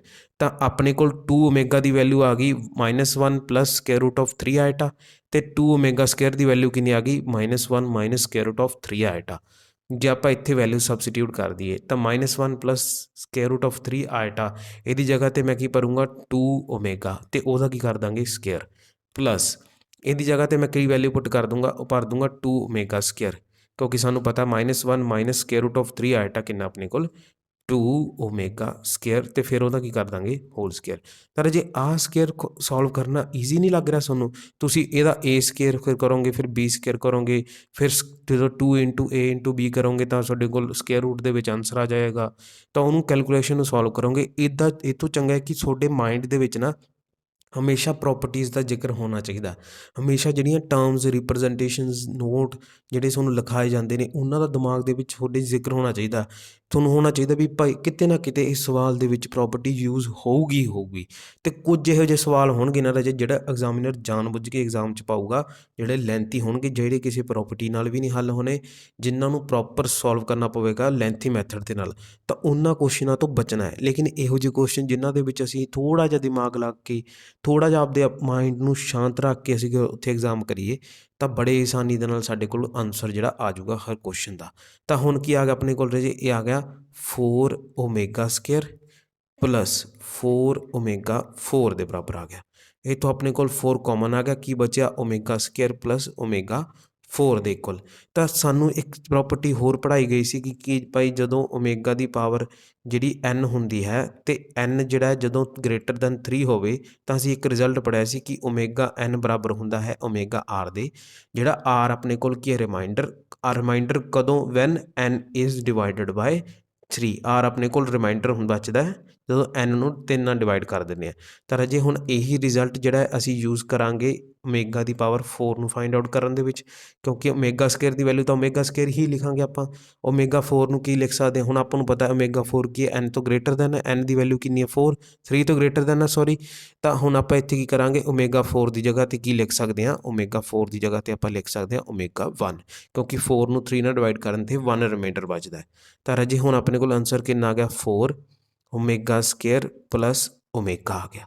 ਤਾਂ ਰਾਜੇ ਹੁਣ ਇੱਥੇ ਆਪਣੇ ਕੋਲ ਇੱਕ ਹੋਰ ਪ੍ਰੋਪਰਟੀ ਯੂਜ਼ ਹੁੰਦੀ ਹੈ। ਉਹ ਕਿਹੜੀ ਪ੍ਰੋਪਰਟੀ ਯੂਜ਼ ਹੁੰਦੀ ਹੈ, ਜਿਹੜੀ ਪ੍ਰੋਪਰਟੀ ਦਾ ਆਨਸਰ ਕੁਝ ਬੱਚਿਆਂ ਨੇ ਕੁਇਜ਼ ਦੇ ਵਿੱਚ ਜੋ ਮੈਂ ਟੈਲੀਗ੍ਰਾਮ ਚੈਨਲ 'ਤੇ ਪੁੱਛਿਆ ਸੀ ਉਸ 'ਚ ਆਨਸਰ ਗਲਤ ਦਿੱਤਾ ਹੈ ਕਿ ਭਾਈ 1 ਪਲੱਸ ਓਮੇਗਾ ਸਕੇਅਰ ਜਿਹੜਾ ਹੁੰਦਾ ਉਹ 0 ਦੇ ਬਰਾਬਰ ਹੁੰਦਾ ਹੈ। ਅਤੇ ਕੁਝ ਜਿਹੜੇ ਮੇਰੇ ਸਾਥੀ ਨੇ ਉਹ ਕੀ ਆਨਸਰ ਦੇ ਰਹੇ ਨੇ, ਉਹ 1 ਆਨਸਰ ਦੇ ਰਹੇ ਨੇ। ਤਾਂ ਇਹ ਥੋੜ੍ਹਾ ਜਿਹਾ ਤੁਸੀਂ ਪ੍ਰੋਪਰਟੀਜ਼ ਨੂੰ ਜਿਹੜਾ ਧਿਆਨ ਨਾਲ ਪੜ੍ਹੋ। ਸਾਨੂੰ ਪਤਾ ਹੈ ਕਿ ਪ੍ਰੋਪਰਟੀ ਕਹਿੰਦੀ ਹੈ ਕਿ sum of cube roots of unity ਕਾਹਦੇ ਬਰਾਬਰ ਹੁੰਦਾ ਹੈ, 0 ਦੇ। ਅਤੇ ਲੇਕਿਨ ਜੇ ਸਾਡੇ ਕੋਲ ਇੱਥੇ ਕੀ ਦੇ ਰੱਖਿਆ ਹੈਗਾ, ਇੱਥੇ ਦੇ ਰੱਖਿਆ ਓਮੇਗਾ ਸਕੇਅਰ ਪਲੱਸ ਓਮੇਗਾ। ਤਾਂ ਕੀ ਅਸੀਂ ਇਸ ਪ੍ਰੋਪਰਟੀ ਤੋਂ ਓਮੇਗਾ ਪਲੱਸ ਓਮੇਗਾ ਸਕੇਅਰ ਦੀ ਵੈਲਿਊ ਫਾਈਂਡ ਆਊਟ ਕਰ ਸਕਦੇ ਹਾਂ। ਕਿਸ ਤਰ੍ਹਾਂ, ਓਮੇਗਾ ਪਲੱਸ ਓਮੇਗਾ ਸਕੇਅਰ ਕਿਹਦੇ ਬਰਾਬਰ ਆ ਗਿਆ, -1 ਦੇ ਇਕੁਅਲ ਆ ਗਿਆ। ਤਾਂ ਹੁਣ ਕੀ ਕਰਾਂਗੇ ਰਾਜੇ, ਓਮੇਗਾ ਪਲੱਸ ਓਮੇਗਾ ਸਕੇਅਰ ਦੀ ਵੈਲਿਊ -1 ਇੱਥੇ ਸਬਸਟੀਟਿਊਟ ਕਰ ਦਾਂਗੇ ਤਾਂ ਆਪਣੇ ਕੋਲ ਕਿੰਨਾ ਆ ਜਾਊ, 4 × -1 ਕਿੰਨਾ ਆਨਸਰ ਆ ਗਿਆ, -4। ਤਾਂ ਆਪਣੇ ਕੋਲ ਜਿਹੜੀ ਸੀ ਆਪਸ਼ਨ ਕਰੈਕਟ ਜਿਹੜਾ ਆਨਸਰ ਆ ਗਿਆ ਇਸ ਕੁਐਸਚਨ ਦਾ। ਅਤੇ ਇਹ ਕੁਐਸਚਨ ਜਿਹੜਾ ਬੜੇ ਆਸਾਨੀ ਨਾਲ ਪ੍ਰੋਪਰਟੀਜ਼ ਦੀ ਹੈਲਪ ਨਾਲ ਵੀ ਸੋਲਵ ਹੋ ਜਾਏਗਾ। 4th ਕੁਐਸਚਨ ਆ ਸਾਡੇ ਕੋਲ। 4th ਕੁਐਸਚਨ ਵੀ ਜਿਹੜਾ ਰਾਜੇ ਉਹ ਸਾਡੇ ਕੋਲ ਜਿਹੜਾ ਪ੍ਰੋਪਰਟੀ ਦੇ ਉੱਤੇ ਹੀ ਜਿਹੜਾ ਡਿਪੈਂਡ ਕਰਦਾ ਹੈ ਕਿ ਅਗਰ ਸਾਨੂੰ ਪ੍ਰੋਪਰਟੀ ਪਤਾ ਹੈ ਤਾਂ ਕੁਐਸਚਨ ਬਹੁਤ ਈਜ਼ੀ ਹੈ, ਜੇ ਪ੍ਰੋਪਰਟੀ ਨਹੀਂ ਯਾਦ ਤਾਂ ਕੁਐਸਚਨ ਜਿਹੜਾ ਉਹ ਸੋਲਵ ਹੋਣਾ ਹੀ ਨਹੀਂ। ਹੁਣ ਇੱਥੇ ਸਾਨੂੰ ਨਜ਼ਰ ਆ ਰਿਹਾ ਹੈ ਕਿ ਜਿਹੜਾ ਸਾਨੂੰ ਕਹਿ ਰੱਖਿਆ ਕਿ find the value of 5 omega plus 3 omega square plus 3 the power 6, ਇਹਦੀ ਵੈਲਿਊ ਫਾਈਂਡ ਆਊਟ ਕਰਨੀ ਹੈ। ਤਾਂ ਰਾਜੇ ਜਿਹਨੇ ਪ੍ਰੋਪਰਟੀ ਨਹੀਂ ਪੜ੍ਹੀ ਉਹਨੂੰ ਓਮੇਗਾ ਹੀ ਨਹੀਂ ਪਤਾ ਹੋਣਾ ਵੀ ਕੀ ਹੁੰਦਾ। ਤਾਂ ਆਪਾਂ ਨੂੰ ਪੜ੍ਹਿਆ ਸੀਗਾ ਕਿ ਕਿਊਬ ਰੂਟ ਆਫ ਯੂਨਿਟੀ ਜਿਹੜੇ ਨੇ ਉਹਨਾਂ ਦਾ ਜਿਹੜਾ ਸਮ ਹੈ ਉਹ ਕਾਹਦੇ ਬਰਾਬਰ ਹੁੰਦਾ ਹੈ ਰਾਜੇ, ਉਹ ਬਰਾਬਰ ਹੁੰਦਾ ਹੈ 0 ਦੇ। ਤਾਂ ਆਪਾਂ ਇੱਥੇ ਕੀ ਕਹਾਂਗੇ ਕਿ ਆਪਣੇ ਕੋਲ ਜਿਹੜੀ ਆਹ ਟਰਮ ਗਿਵਨ ਦੇ ਰੱਖੀ ਹੈ ਇਸ ਨੂੰ ਆਪਾਂ ਰੀਅਰੇਂਜ ਕਰਾਂਗੇ। ਕੀ ਬਣ ਜੂ, 5 omega plus 3 omega square plus 3 ਹੈਗਾ ਆਪਣੇ ਕੋਲ। ਤਾਂ ਇਸ ਨੂੰ ਰੀਅਰੇਂਜ ਕਿਸ ਤਰ੍ਹਾਂ ਕਰਾਂਗੇ, ਇਸ ਨੂੰ ਰੀਅਰੇਂਜ ਕਰਾਂਗੇ, ਇਸ 'ਚ ਆਪਾਂ ਕੀ ਕਰਾਂਗੇ 3 ਕਾਮਨ ਕੱਢ ਲਾਂਗੇ। ਰਾਜੇ ਆਪਾਂ 3 ਹੀ ਕਾਮਨ ਕਿਉਂ ਕੱਢਿਆ, ਇਹਨਾਂ ਦੋਨਾਂ ਵਿੱਚੋਂ ਓਮੇਗਾ ਕਾਮਨ ਕਿਉਂ ਨਹੀਂ ਕੱਢਿਆ। ਤੁਸੀਂ ਇਸ 'ਚ ਓਮੇਗਾ ਕਾਮਨ ਕੱਢ ਕੇ ਦੇਖੋ, ਇਸ ਦਾ ਸੋਲਿਊਸ਼ਨ ਕਰਦੇ ਹਾਂ। ਤੁਸੀਂ ਇਸ 'ਚ ਓਮੇਗਾ ਕਾਮਨ ਕੱਢੋ, ਓਮੇਗਾ ਕਾਮਨ ਕੱਢ ਕੇ ਕੀ ਆ ਗਿਆ ਆਪਣੇ ਕੋਲ 5 ਓਮੇਗਾ ਕਾਮਨ ਆ ਗਿਆ, 5 + 3 ਓਮੇਗਾ ਪਲੱਸ 3। ਤਾਂ ਰਾਜੇ ਹੁਣ ਆਪਣੇ ਕੋਲ 5 + 3 ਓਮੇਗਾ ਦਾ ਜਿਹੜਾ ਕੋਈ ਵੀ ਰਿਲੇਸ਼ਨ ਐਗਜ਼ਿਸਟ ਨਹੀਂ ਕਰਦਾ। ਤਾਂ ਇਸ ਲਈ ਆਪਾਂ ਜੇ ਓਮੇਗਾ ਕਾਮਨ ਕੱਢ ਲਿਆ ਤਾਂ ਉੱਥੇ ਉਲਝ ਕੇ ਬਹਿ ਜਾਵਾਂਗੇ। ਤਾਂ ਰਾਜੇ ਆਪਾਂ ਕੀ ਕਰਾਂਗੇ, ਇੱਥੋਂ 3 ਕਾਮਨ ਕੱਢ ਲਾਂਗੇ। ਅਤੇ ਜੇ ਅਸੀਂ 3 ਕਾਮਨ ਕੱਢ ਲਿਆ, 5 omega plus 3 omega square plus 3। ਤਾਂ ਇੱਥੋਂ ਅਸੀਂ ਕੀ ਕੀਤਾ, ਅਸੀਂ ਕਾਮਨ ਕੱਢ ਲਿਆ ਕਿਸ ਨੂੰ, 3 ਨੂੰ ਕਾਮਨ ਜਿਹੜਾ ਹੈ ਉਹ ਕੱਢ ਲਿਆ। ਤਾਂ ਆਪਣੇ ਕੋਲ ਕੀ ਬਣ ਗਿਆ, 5 ਓਮੇਗਾ ਪਲੱਸ 3 ਕਾਮਨ ਆ ਗਿਆ, omega square plus 1 is equal to, ਹੁਣ ਸਾਨੂੰ ਪਤਾ ਹੈ ਬਾਏ ਪ੍ਰੋਪਰਟੀ ਅਸੀਂ ਇਸ ਨੂੰ ਰੀਅਰੇਂਜ ਕਰ ਲਈਏ ਤਾਂ 1 + ਓਮੇਗਾ ਸਕੇਅਰ ਕਿਹਦੇ ਇਕੁਅਲ ਆ ਜੂ, ਮਾਈਨਸ ਓਮੇਗਾ ਦੇ। ਤਾਂ ਅਸੀਂ ਇੱਥੋਂ 1 ਓਮੇਗਾ ਸਕੇਅਰ ਪਲੱਸ 1 ਜਾਂ ਫਿਰ 1 + ਓਮੇਗਾ ਸਕੇਅਰ ਨੂੰ ਅਸੀਂ ਕੀ ਲਿਖ ਸਕਦੇ ਹਾਂ, ਮਾਈਨਸ ਓਮੇਗਾ। ਤਾਂ ਆਪਣੇ ਕੋਲ ਕਿੰਨਾ ਆ ਗਿਆ, 5 ਓਮੇਗਾ ਪਲੱਸ 3 ਮਾਈਨਸ ਓਮੇਗਾ ਦੇ ਕਿੰਨਾ ਆ ਗਿਆ ਰਾਜੇ, 5 ਓਮੇਗਾ ਮਾਈਨਸ 3 ਓਮੇਗਾ। ਇੱਕ ਚੀਜ਼ ਆਪਾਂ ਇੱਥੇ ਭੁੱਲ ਗਏ, ਉਹ ਹੈ ਇਹਦੀ ਪਾਵਰ 6। ਇਸ ਦੀ ਪਾਵਰ 6 ਇਸ ਦੀ ਪਾਵਰ 6। ਤਾਂ ਇਹ ਗਲਤੀ ਜਿਹੜੀ ਐਗਜ਼ਾਮ ਦੇ ਵਿੱਚ ਅਸੀਂ ਨਹੀਂ ਕਰਨੀ ਹੈ ਕਿ ਪਾਵਰ ਭੁੱਲ ਜਾਂਦੇ ਹਾਂ। ਤਾਂ ਉਸ ਤੋਂ ਬਾਅਦ ਕੀ ਹੈ ਰਾਜੇ 5 ਓਮੇਗਾ ਮਾਈਨਸ 3 ਓਮੇਗਾ ਦੀ ਪਾਵਰ ਕਿੰਨੀ ਆ ਗਈ 6। ਤਾਂ ਕੀ ਆ ਗਿਆ 2 ਓਮੇਗਾ ਦੀ ਪਾਵਰ ਕਿੰਨੀ ਆ ਗਈ 6 ਆ ਗਈ। ਤਾਂ ਆਪਣੇ ਕੋਲ ਕੀ ਆ ਗਿਆ 2 ਦੀ ਪਾਵਰ 6 ਓਮੇਗਾ ਦੀ ਪਾਵਰ 6। ਹੁਣ ਰਾਜੇ ਆਪਾਂ ਨੂੰ ਪਤਾ ਹੈ ਓਮੇਗਾ ਕੀ ਹੈ ਆਪਣੇ ਕੋਲ ਸਾਈਕਲਿਕ ਫੰਕਸ਼ਨ ਹੈ।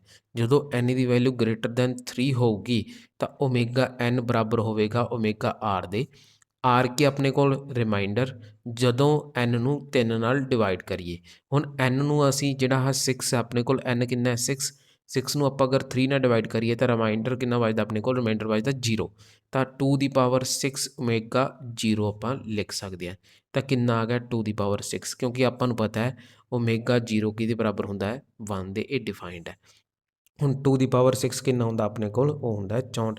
ਤਾਂ ਆਪਣੇ ਕੋਲ ਇੱਥੋਂ ਕਿੰਨਾ ਆਂਸਰ ਆ ਗਿਆ 64 ਆਂਸਰ ਆ ਗਿਆ। ਤਾਂ ਬੜਾ ਹੀ ਆਸਾਨ ਕੁਐਸਚਨ ਸੀ ਜੇ ਸਾਨੂੰ ਪ੍ਰੋਪਰਟੀਆਂ ਬਾਰੇ ਯਾਦ ਹੈ। 5th ਕੁਐਸਚਨ ਜਿਹੜਾ ਰਾਜੇ ਉਹ ਸਾਡੇ ਕੋਲ ਹੈ ਕਿ Z1 Z2 ਸਾਡੇ ਕੋਲ ਦੋ ਕੰਪਲੈਕਸ ਨੰਬਰ ਦੇ ਰੱਖੇ ਨੇ ਤੇ ਕਿਹਾ ਗਿਆ ਕਿ Z1 ਨੂੰ ਤੇ Z2 ਨੂੰ ਅਗਰ ਐਡ ਕਰੀਏ ਅਤੇ Z1 ਤੇ Z2 ਨੂੰ ਮਲਟੀਪਲਾਈ ਕਰੀਏ ਤਾਂ ਦੋਨਾਂ ਦਾ ਆਂਸਰ ਸਾਡੇ ਕੋਲ ਰੀਅਲ ਆਉਂਦਾ ਹੈ। ਤੇ ਇਹ ਆਪਾਂ ਨੂੰ ਆਪਸ਼ਨਸ ਦੇ ਰੱਖੀਆਂ ਨੇ। ਕਹਿੰਦੇ ਕਦੋਂ ਰੀਅਲ ਆਉਂਦਾ ਜਦੋਂ ਇਹ ਆਪਸ਼ਨ ਕਹਿੰਦੀ ਹੈ ਵੀ Z1 ਜਿਹੜਾ ਉਹ Z2 ਦੇ ਬਰਾਬਰ ਹੋਵੇ ਪਰ Z2 ਨੈਗੇਟਿਵ ਹੋਣਾ ਚਾਹੀਦਾ। ਬੀ ਆਪਸ਼ਨ ਕਹਿੰਦੀ ਹੈ ਵੀ ਮੈਂ ਸਹੀ ਹਾਂ Z1 ਜਦੋਂ Z2 ਦੇ ਕੰਜੂਗੇਟ ਦੇ ਬਰਾਬਰ ਹੁੰਦਾ ਉਦੋਂ ਆਹ ਕੰਡੀਸ਼ਨ ਸੈਟੀਸਫਾਈ ਹੁੰਦੀਆਂ ਨੇ। ਸੀ ਆਪਸ਼ਨ ਕਹਿੰਦੀ ਮੈਂ ਸਹੀ ਹਾਂ ਵੀ Z1 ਜਿਹੜਾ ਉਹ ਜਦੋਂ -Z2 ਦੇ ਕੰਜੂਗੇਟ ਦੇ ਬਰਾਬਰ ਹੁੰਦਾ ਤਾਂ ਆਹ ਆਪਸ਼ਨਸ ਫਿਲਫੁਲ ਹੁੰਦੀਆਂ। ਡੀ ਕਹਿੰਦੀ ਵੀ ਤੁਸੀਂ ਸਾਰੇ ਗਲਤ ਹੋ ਜਦੋਂ ਦੋਨੇ ਬਰਾਬਰ ਨੇ ਦੋ ਭਰਾ ਨੇ ਤਾਂ ਉਦੋਂ ਇਹਨਾਂ ਦੋਨਾਂ ਦੇ ਵਿੱਚ ਜਿਹੜੀ ਆਹ ਰੀਅਲ ਦੀ ਜਿਹੜੀ ਕੰਡੀਸ਼ਨ ਆ ਉਹ ਸੈਟਿਸਫਾਈ ਹੁੰਦੀ ਹੈ। ਤਾਂ ਆਪਾਂ ਦੇਖਣਾ ਵੀ ਕੌਣ ਝੂਠ ਬੋਲ ਰਿਹਾ ਅਤੇ ਕੌਣ ਸਹੀ ਕਹਿ ਰਿਹਾ। ਤਾਂ ਸੋਲਿਊਸ਼ਨ ਦੇਖਦੇ ਹਾਂ ਰਾਜੇ। ਸੋਲਿਊਸ਼ਨ ਜਿਹੜਾ ਅਸੀਂ ਕਿਵੇਂ ਕਰਾਂਗੇ ਉਹ ਕਰਾਂਗੇ ਬਾਏ ਆਪਸ਼ਨ ਦੇ ਨਾਲ। ਜਿਹੜੀ ਆਪਸ਼ਨ ਜਿਹੜੀ ਆ ਉਹ ਸੈਟਿਸਫਾਈ ਕਰ ਗਈ ਕੰਡੀਸ਼ਨਸ ਨੂੰ। ਕਿਹੜੀ ਕੰਡੀਸ਼ਨ ਨੂੰ ਰੀਅਲ ਹੋਣ ਵਾਲੀ ਕੰਡੀਸ਼ਨ ਨੂੰ। ਉਦੋਂ ਆਪਾਂ ਕਹਾਂਗੇ ਵੀ ਇਹ ਆਪਣਾ ਕਰੈਕਟ ਜਿਹੜਾ ਆਨਸਰ ਹੈਗਾ। ਹੁਣ ਆਪਾਂ ਇਹ ਆਪਸ਼ਨ ਲੈ ਕੇ ਦੇਖਦੇ ਹਾਂ। ਇਹ ਆਪਸ਼ਨ ਕਹਿੰਦੀ ਵੀ Z1 ਤੇ Z2 ਭਰਾ ਨੇ ਲੇਕਿਨ Z2 ਜਿਹੜਾ ਉਹ ਥੋੜ੍ਹਾ ਜਿਹਾ ਪੁੱਠਾ ਚੱਲਦਾ ਮਤਲਬ ਮਾਈਨਸ ਹੈ। ਤਾਂ ਆਪਾਂ ਇੱਥੇ ਕਹਾਂਗੇ ਵੀ ਭਾਈ ਠੀਕ ਆ ਭਰਾ ਨੇ ਤਾਂ ਆਪਾਂ ਕੀ ਕਰਾਂਗੇ Z1 ਨੂੰ ਵੀ x ਪਲੱਸ ਆਈਟਾ ਵਾਈ ਸਪੋਜ਼ ਕਰ ਲਾਂਗੇ ਤੇ Z2 ਨੂੰ ਵੀ x ਪਲੱਸ ਆਈਟਾ ਵਾਈ ਸਪੋਜ਼ ਕਰ ਲਾਂਗੇ ਕਿਉਂਕਿ ਹੈ ਤਾਂ ਬਰਾਬਰ ਹੀ ਨਾ। ਫਰਕ ਕਿਹਦਾ ਹੈ ਮਾਈਨਸ ਦਾ x ਪਲੱਸ ਆਈਟਾ ਵਾਈ। ਤਾਂ ਇੱਥੇ Z2 ਕਿੰਨਾ ਆ ਗਿਆ ਆਪਣੇ ਕੋਲ ਉਹ ਆ ਗਿਆ -x ਮਾਈਨਸ ਆਈਟਾ ਵਾਈ ਦੇ ਇਕੁਅਲ ਆਪਣੇ ਕੋਲ ਆ ਗਿਆ ਆਨਸਰ। ਹੁਣ ਰਾਜੇ ਆਪਾਂ ਕੀ ਕਰਾਂਗੇ ਹੁਣ ਆਪਾਂ ਕਰਾਂਗੇ Z1 ਤੇ Z2 ਨੂੰ ਐਡ। ਜਦੋਂ ਅਸੀਂ Z1 ਤੇ Z2 ਨੂੰ ਐਡ ਕੀਤਾ ਤਾਂ ਸਾਡੇ ਕੋਲ x ਨਾਲ ਤਾਂ x ਕੈਂਸਲ ਆਊਟ ਹੋ ਜੂ ਤੇ y ਆਈਟਾ y ਨਾਲ ਆਈਟਾ y ਕੈਂਸਲ ਆਊਟ ਹੋ ਜੂ ਤੇ ਬਚੂਗਾ ਕੀ 0 ਤੇ 0 ਕੀ ਹੁੰਦਾ ਆਪਾਂ ਨੂੰ ਪਤਾ ਰੀਅਲ। ਲਓ ਜੀ Z1 ਤੇ Z2 ਨੂੰ ਪਲੱਸ ਕਰਨ ਤੇ ਰੀਅਲ ਆ ਗਿਆ ਤਾਂ ਆਨਸਰ ਇਹ ਆ ਗਿਆ ਹੈ ਨਾ। ਬਸ ਇੱਥੇ ਆਪਣਾ ਗਲਤ ਹੋ ਜਾਣਾ ਕੁਐਸਚਨ। ਨਹੀਂ ਅੱਗੇ ਅਸੀਂ ਇਹ ਵੀ ਦੇਖਣਾ ਵੀ ਉਹਨਾਂ ਨੂੰ ਮਲਟੀਪਲਾਈ ਕਰਕੇ ਵੀ ਰੀਅਲ ਆਉਂਦਾ ਕਿ ਨਹੀਂ। ਤਾਂ ਆਪਾਂ ਕੀ ਕਰਾਂਗੇ Z1 ਤੇ Z2 ਨੂੰ ਕੀ ਕਰਾਂਗੇ ਮਲਟੀਪਲਾਈ। Z1 ਕਿੰਨਾ ਸਾਡੇ ਕੋਲ x ਪਲੱਸ ਆਈਟਾ ਵਾਈ ਤੇ Z2 ਕਿੰਨਾ ਹੈ -x ਮਾਈਨਸ ਆਈਟਾ ਵਾਈ। ਹੁਣ ਰਾਜੇ ਇਸ ਨੂੰ ਮਲਟੀਪਲਾਈ ਕਰੋ ਤਾਂ ਇਹ ਬਣ ਜੂ ਆਪਣੇ ਕੋਲ -x square minus iota x y. ਅੱਗੇ ਕੀ ਬਚ ਗਿਆ ਬਣ ਗਿਆ ਆਪਣੇ ਕੋਲ ਮਾਈਨਸ ਆਈਟਾ x ਵਾਈ ਤੇ ਅੱਗੇ ਕੀ ਬਣ ਗਿਆ ਆਪਣੇ ਕੋਲ ਮਾਈਨਸ ਆਈਟਾ ਸਕੁਏਅਰ ਬਾਈ ਸਕੁਏਅਰ। ਰਾਜੇ ਆਈਟਾ ਇੱਥੋਂ ਜਿਹੜਾ ਕੈਂਸਲ ਜਿਹੜਾ ਹੋਣਾ ਹੀ ਨਹੀਂ। ਇਹ ਆਪਣੇ ਕੋਲ ਕੀ ਆ ਗਿਆ ਇਹ ਆਪਣੇ ਕੋਲ ਕੀ ਆ ਗਿਆ ਇਹ ਆਪਣੇ ਕੋਲ ਕੀ ਆ ਗਿਆ ਇਹ ਆਪਣੇ ਕੋਲ ਕੰਪਲੈਕਸ ਨੰਬਰ ਆ ਗਿਆ ਜਿਹਦੇ ਵਿੱਚ ਜਿਹੜਾ ਰੀਅਲ ਪਾਰਟ ਆਪਣੇ ਕੋਲ ਕੀ ਹੈ ਹੈਗਾ ਗਾ ਤੇ ਇਮੈਜਨਰੀ ਪਾਰਟ ਵੀ ਆਪਣੇ ਕੋਲ ਹੈਗਾ। ਪਿਓਰਲੀ ਇਮੈਜਨਰੀ ਨਹੀਂ ਪਿਓਰਲੀ ਰੀਅਲ ਨਹੀਂ ਆਇਆ ਆਪਣੇ ਕੋਲ। ਤਾਂ ਇਹ ਆਪਣੇ ਕੋਲ ਆਪਸ਼ਨ ਜਿਹੜੀ ਹੋ ਗਈ ਗਲਤ ਹੋ ਗਈ। ਜੇ ਇੱਥੇ ਆਈਟਾ ਕੈਂਸਲ ਆਊਟ ਹੋ ਜਾਂਦਾ ਆਨਸਰ ਆ ਜਾਂਦਾ ਰੀਅਲ ਤਾਂ ਆ ਆਪਣੀ ਆਪਸ਼ਨ ਕਰੈਕਟ ਹੋ ਜਾਣੀ ਸੀ ਕਿਉਂਕਿ ਇਹਦਾ ਸਮ ਵੀ ਰੀਅਲ ਆ ਗਿਆ ਤੇ ਜੇ ਆਪਣੇ ਕੋਲ ਆਹ ਦੋਨੇ ਕੈਂਸਲ ਆਊਟ ਹੋ ਜਾਂਦੇ ਤਾਂ ਆਪਣੇ ਕੋਲ ਮਲਟੀਪਲੀਕੇਸ਼ਨ ਵੀ ਕੀ ਆ ਜਾਣੀ ਸੀ ਉਹ ਵੀ ਰੀਅਲ ਆ ਜਾਣੀ ਸੀ। ਲੇਕਿਨ ਇਹ ਕੈਂਸਲ ਨਹੀਂ ਹੋ ਰਹੇ ਆਈਟਾ ਬਚ ਰਿਹਾ ਇਸੇ ਕਰਕੇ ਰਾਜੇ ਆਪਣਾ ਇਹ ਆਪਸ਼ਨ ਜਿਹੜੀ ਆ ਉਹ ਗਲਤ ਹੋ ਗਈ। ਹੁਣ ਆ ਜਾਂਦੇ ਰਾਜੇ ਬੀ ਆਪਸ਼ਨਸ ਤੇ। ਬੀ ਆਪਸ਼ਨ ਕਹਿੰਦੀ ਹੈ ਵੀ Z1 ਤੇ Z2 ਜਿਹੜੇ ਨੇ ਉਹ ਇੱਕ ਦੂਸਰੇ ਤੋਂ ਓਪੋਜਿਟ ਨੇ ਕੰਜੂਗੇਟ ਨੇ। ਓਪੋਜਿਟ ਨਹੀਂ ਹੈਗੇ ਕੰਜੂਗੇਟ ਨੇ ਮਤਲਬ Z1 ਜਿਹੜਾ ਉਹ Z2 ਦਾ ਕੰਜੂਗੇਟ ਹੈ ਠੀਕ ਹੈ। ਤਾਂ Z1 ਆਪਾਂ ਸਪੋਜ਼ ਕੀ ਲੈ ਲਿਆ x ਪਲੱਸ ਆਈਟਾ ਵਾਈ ਤੇ Z2 ਕੀ ਹੋ ਜੂਗਾ ਰਾਜੇ Z2 ਕੰਜੂਗੇਟ ਕੀ ਹੋ ਜੂ ਆਪਣੇ ਕੋਲ ਉਹ ਹੋ ਜੂਗਾ x ਪਲੱਸ ਆਈਟਾ ਵਾਈ ਦਾ ਕੰਜੂਗੇਟ।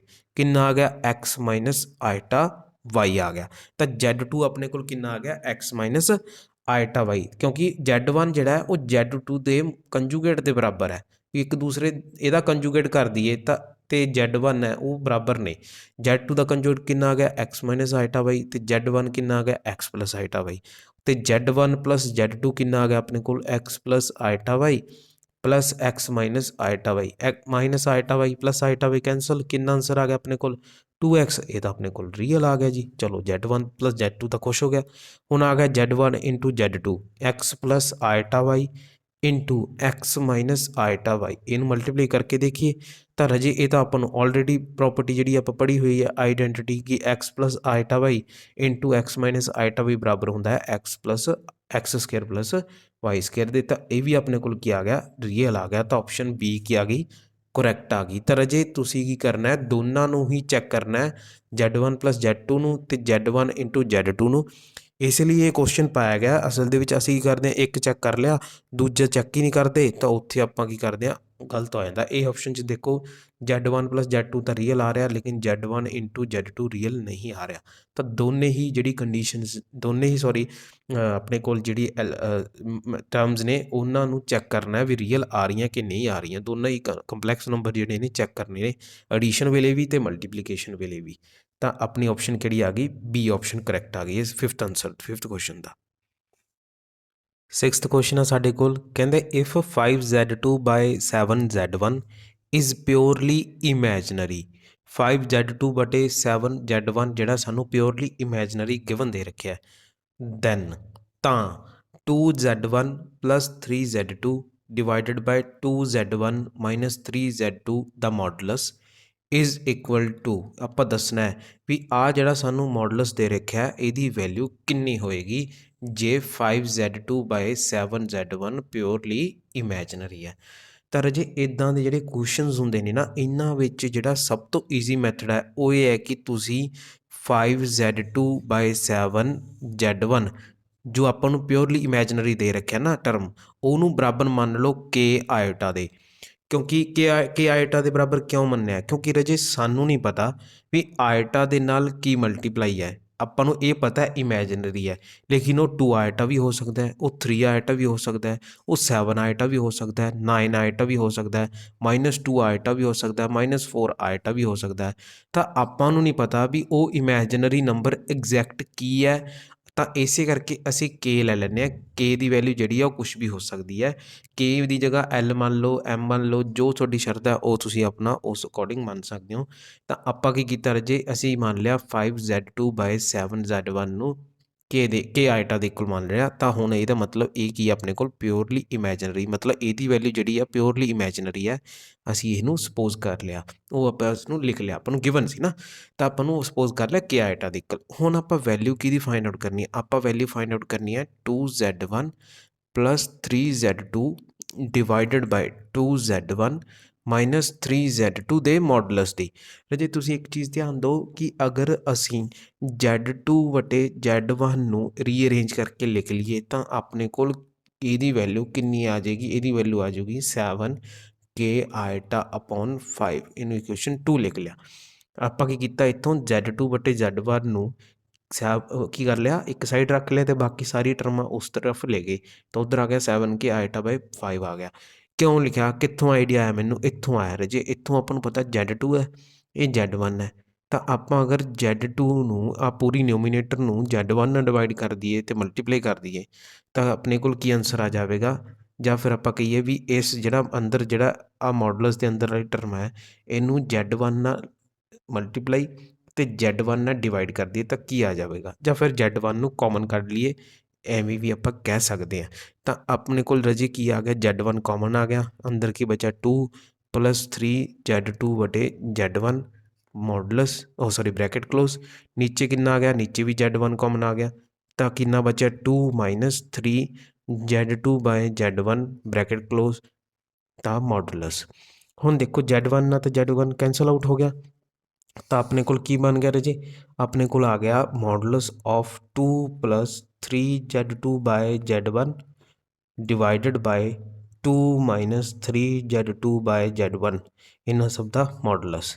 ਰਾਜੇ ਹੁਣ ਆਪਾਂ ਨੂੰ ਪਤਾ Z2 ਬਾਏ Z1 ਜਿਹੜਾ ਫਰੋਮ ਇਕੁਏਸ਼ਨ ਸੈਕਿੰਡ ਆਪਾਂ ਉਹਦੀ ਵੈਲਿਊ ਫਾਈਂਡ ਆਊਟ ਕਰ ਲਈ ਹੈ ਕਿੰਨੀ 7 ਕੇ ਆਇਟਾ ਬਾਈ 5 ਤਾਂ ਆਪਾਂ ਇੱਥੇ ਸਬਸਟੀਟਿਊਟ ਕਰ ਦਾਂਗੇ ਤਾਂ ਆਪਣੇ ਕੋਲ ਕੀ ਆ ਜਾਊਗਾ 2 plus 3 into 7k iota upon 5 divided by 2 minus 3 into 7k iota by 5 ਦਾ ਮੋਡੂਲਸ ਆ ਗਿਆ।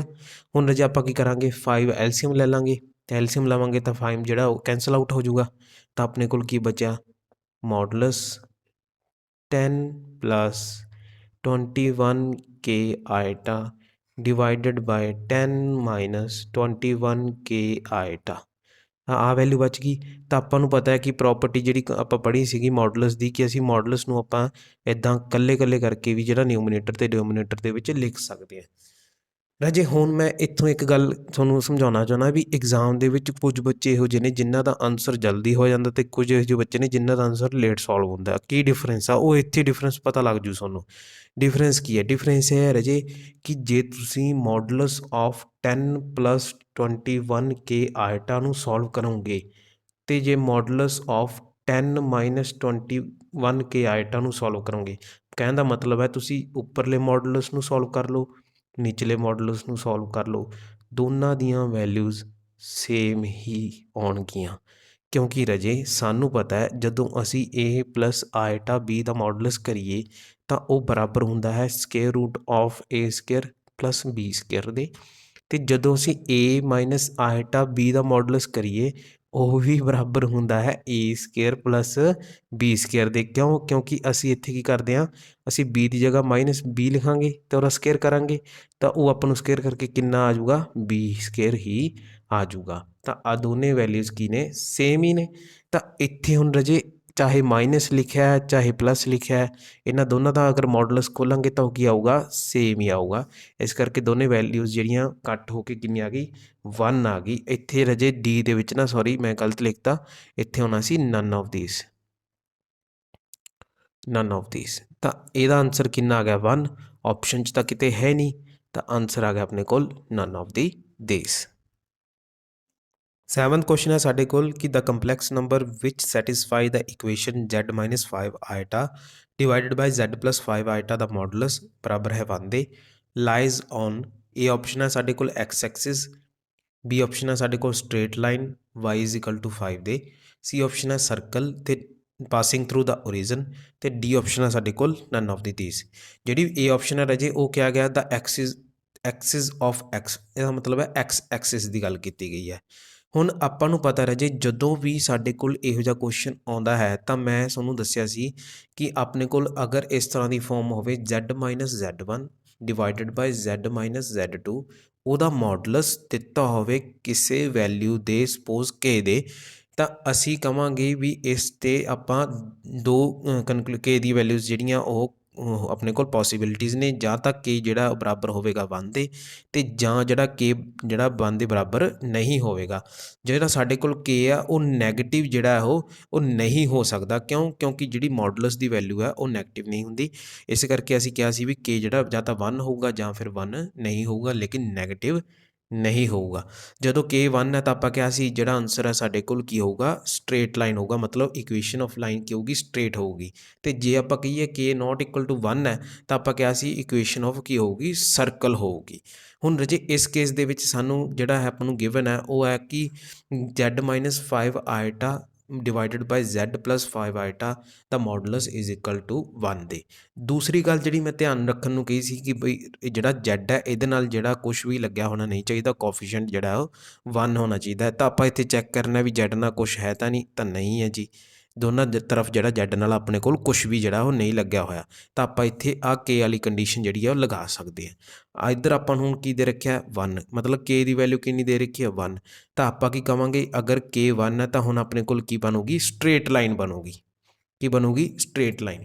ਹੁਣ ਇੱਥੋਂ ਜੇ ਅਗਰ ਸਿੰਪਲ ਕੁਐਸਚਨ ਹੁੰਦਾ ਤਾਂ ਆਪਾਂ ਟਿਕ ਲਾ ਦਿੰਦੇ ਸਟ੍ਰੇਟ ਲਾਈਨ 'ਤੇ ਮਤਲਬ ਇਹ ਆਪਸ਼ਨ ਆਪਾਂ ਨੂੰ ਦੇ ਰੱਖੀ ਹੈ Axis of x B option ਦੇ ਰੱਖੀ ਐਲਿਪਸ ਸੀ ਦੇ ਰੱਖੀ ਸਰਕਲ ਅਤੇ ਡੀ ਨਨ ਆਫ ਥੀਸ ਤਾਂ ਆਪਾਂ ਕਹਿੰਦੇ ਜੀ a ਹੈ ਜੀ ਕਿਉਂਕਿ a ਸਟ੍ਰੇਟ ਲਾਈਨ ਹੀ ਹੈ x ਐਕਸਿਸ ਸਟ੍ਰੇਟ ਲਾਈਨ ਹੀ ਤਾਂ ਬਣਾਉਂਦੀ ਹੈ। ਆਹ ਸਾਡੇ ਕੋਲ x ਐਕਸਿਸ ਆ ਆਪਣੇ ਕੋਲ ਇੱਕ ਸਟ੍ਰੇਟ ਲਾਈਨ ਹੀ ਹੈ ਸਟ੍ਰੇਟ ਲਾਈਨ ਦਾ ਕੰਮ ਕਰਦੀ ਹੈ x ਐਕਸਿਸ ਤਾਂ ਆਪਾਂ ਇੱਥੇ ਆਨਸਰ ਲਾ ਦਿੰਦੇ a 'ਤੇ। ਲੇਕਿਨ ਹੁਣ ਪ੍ਰੋਬਲਮ ਕੀ ਆ ਗਈ ਸਾਡੇ ਕੋਲ ਦੋ ਆਪਸ਼ਨ ਜਿਹੜੀਆਂ ਉਹ ਸੇਮ ਨੇ। ਆਪਸ਼ਨ A ਆ ਉਹ ਵੀ ਸਟ੍ਰੇਟ ਲਾਈਨ ਆ ਆਪਸ਼ਨ B ਆ ਉਹ ਵੀ ਸਟ੍ਰੇਟ ਲਾਈਨ ਹੈ ਤਾਂ ਆਪਾਂ ਨੂੰ ਇਹ ਨਹੀਂ ਪਤਾ ਵੀ ਆਪਸ਼ਨ ਏ ਕਰੈਕਟ ਹੈ ਜਾਂ ਆਪਸ਼ਨ ਬੀ ਕਰੈਕਟ ਹੈ। ਇਹਨੂੰ ਅਸੀਂ ਫਾਈਂਡ ਆਊਟ ਕਰਾਂਗੇ ਰਾਜੇ ਸੋਲਵ ਕਰਕੇ। ਸੋਲਿਊਸ਼ਨ ਕਿਸ ਤਰ੍ਹਾਂ ਹੋਊਗਾ ਇਹਦਾ ਦੇਖਦੇ ਹਾਂ।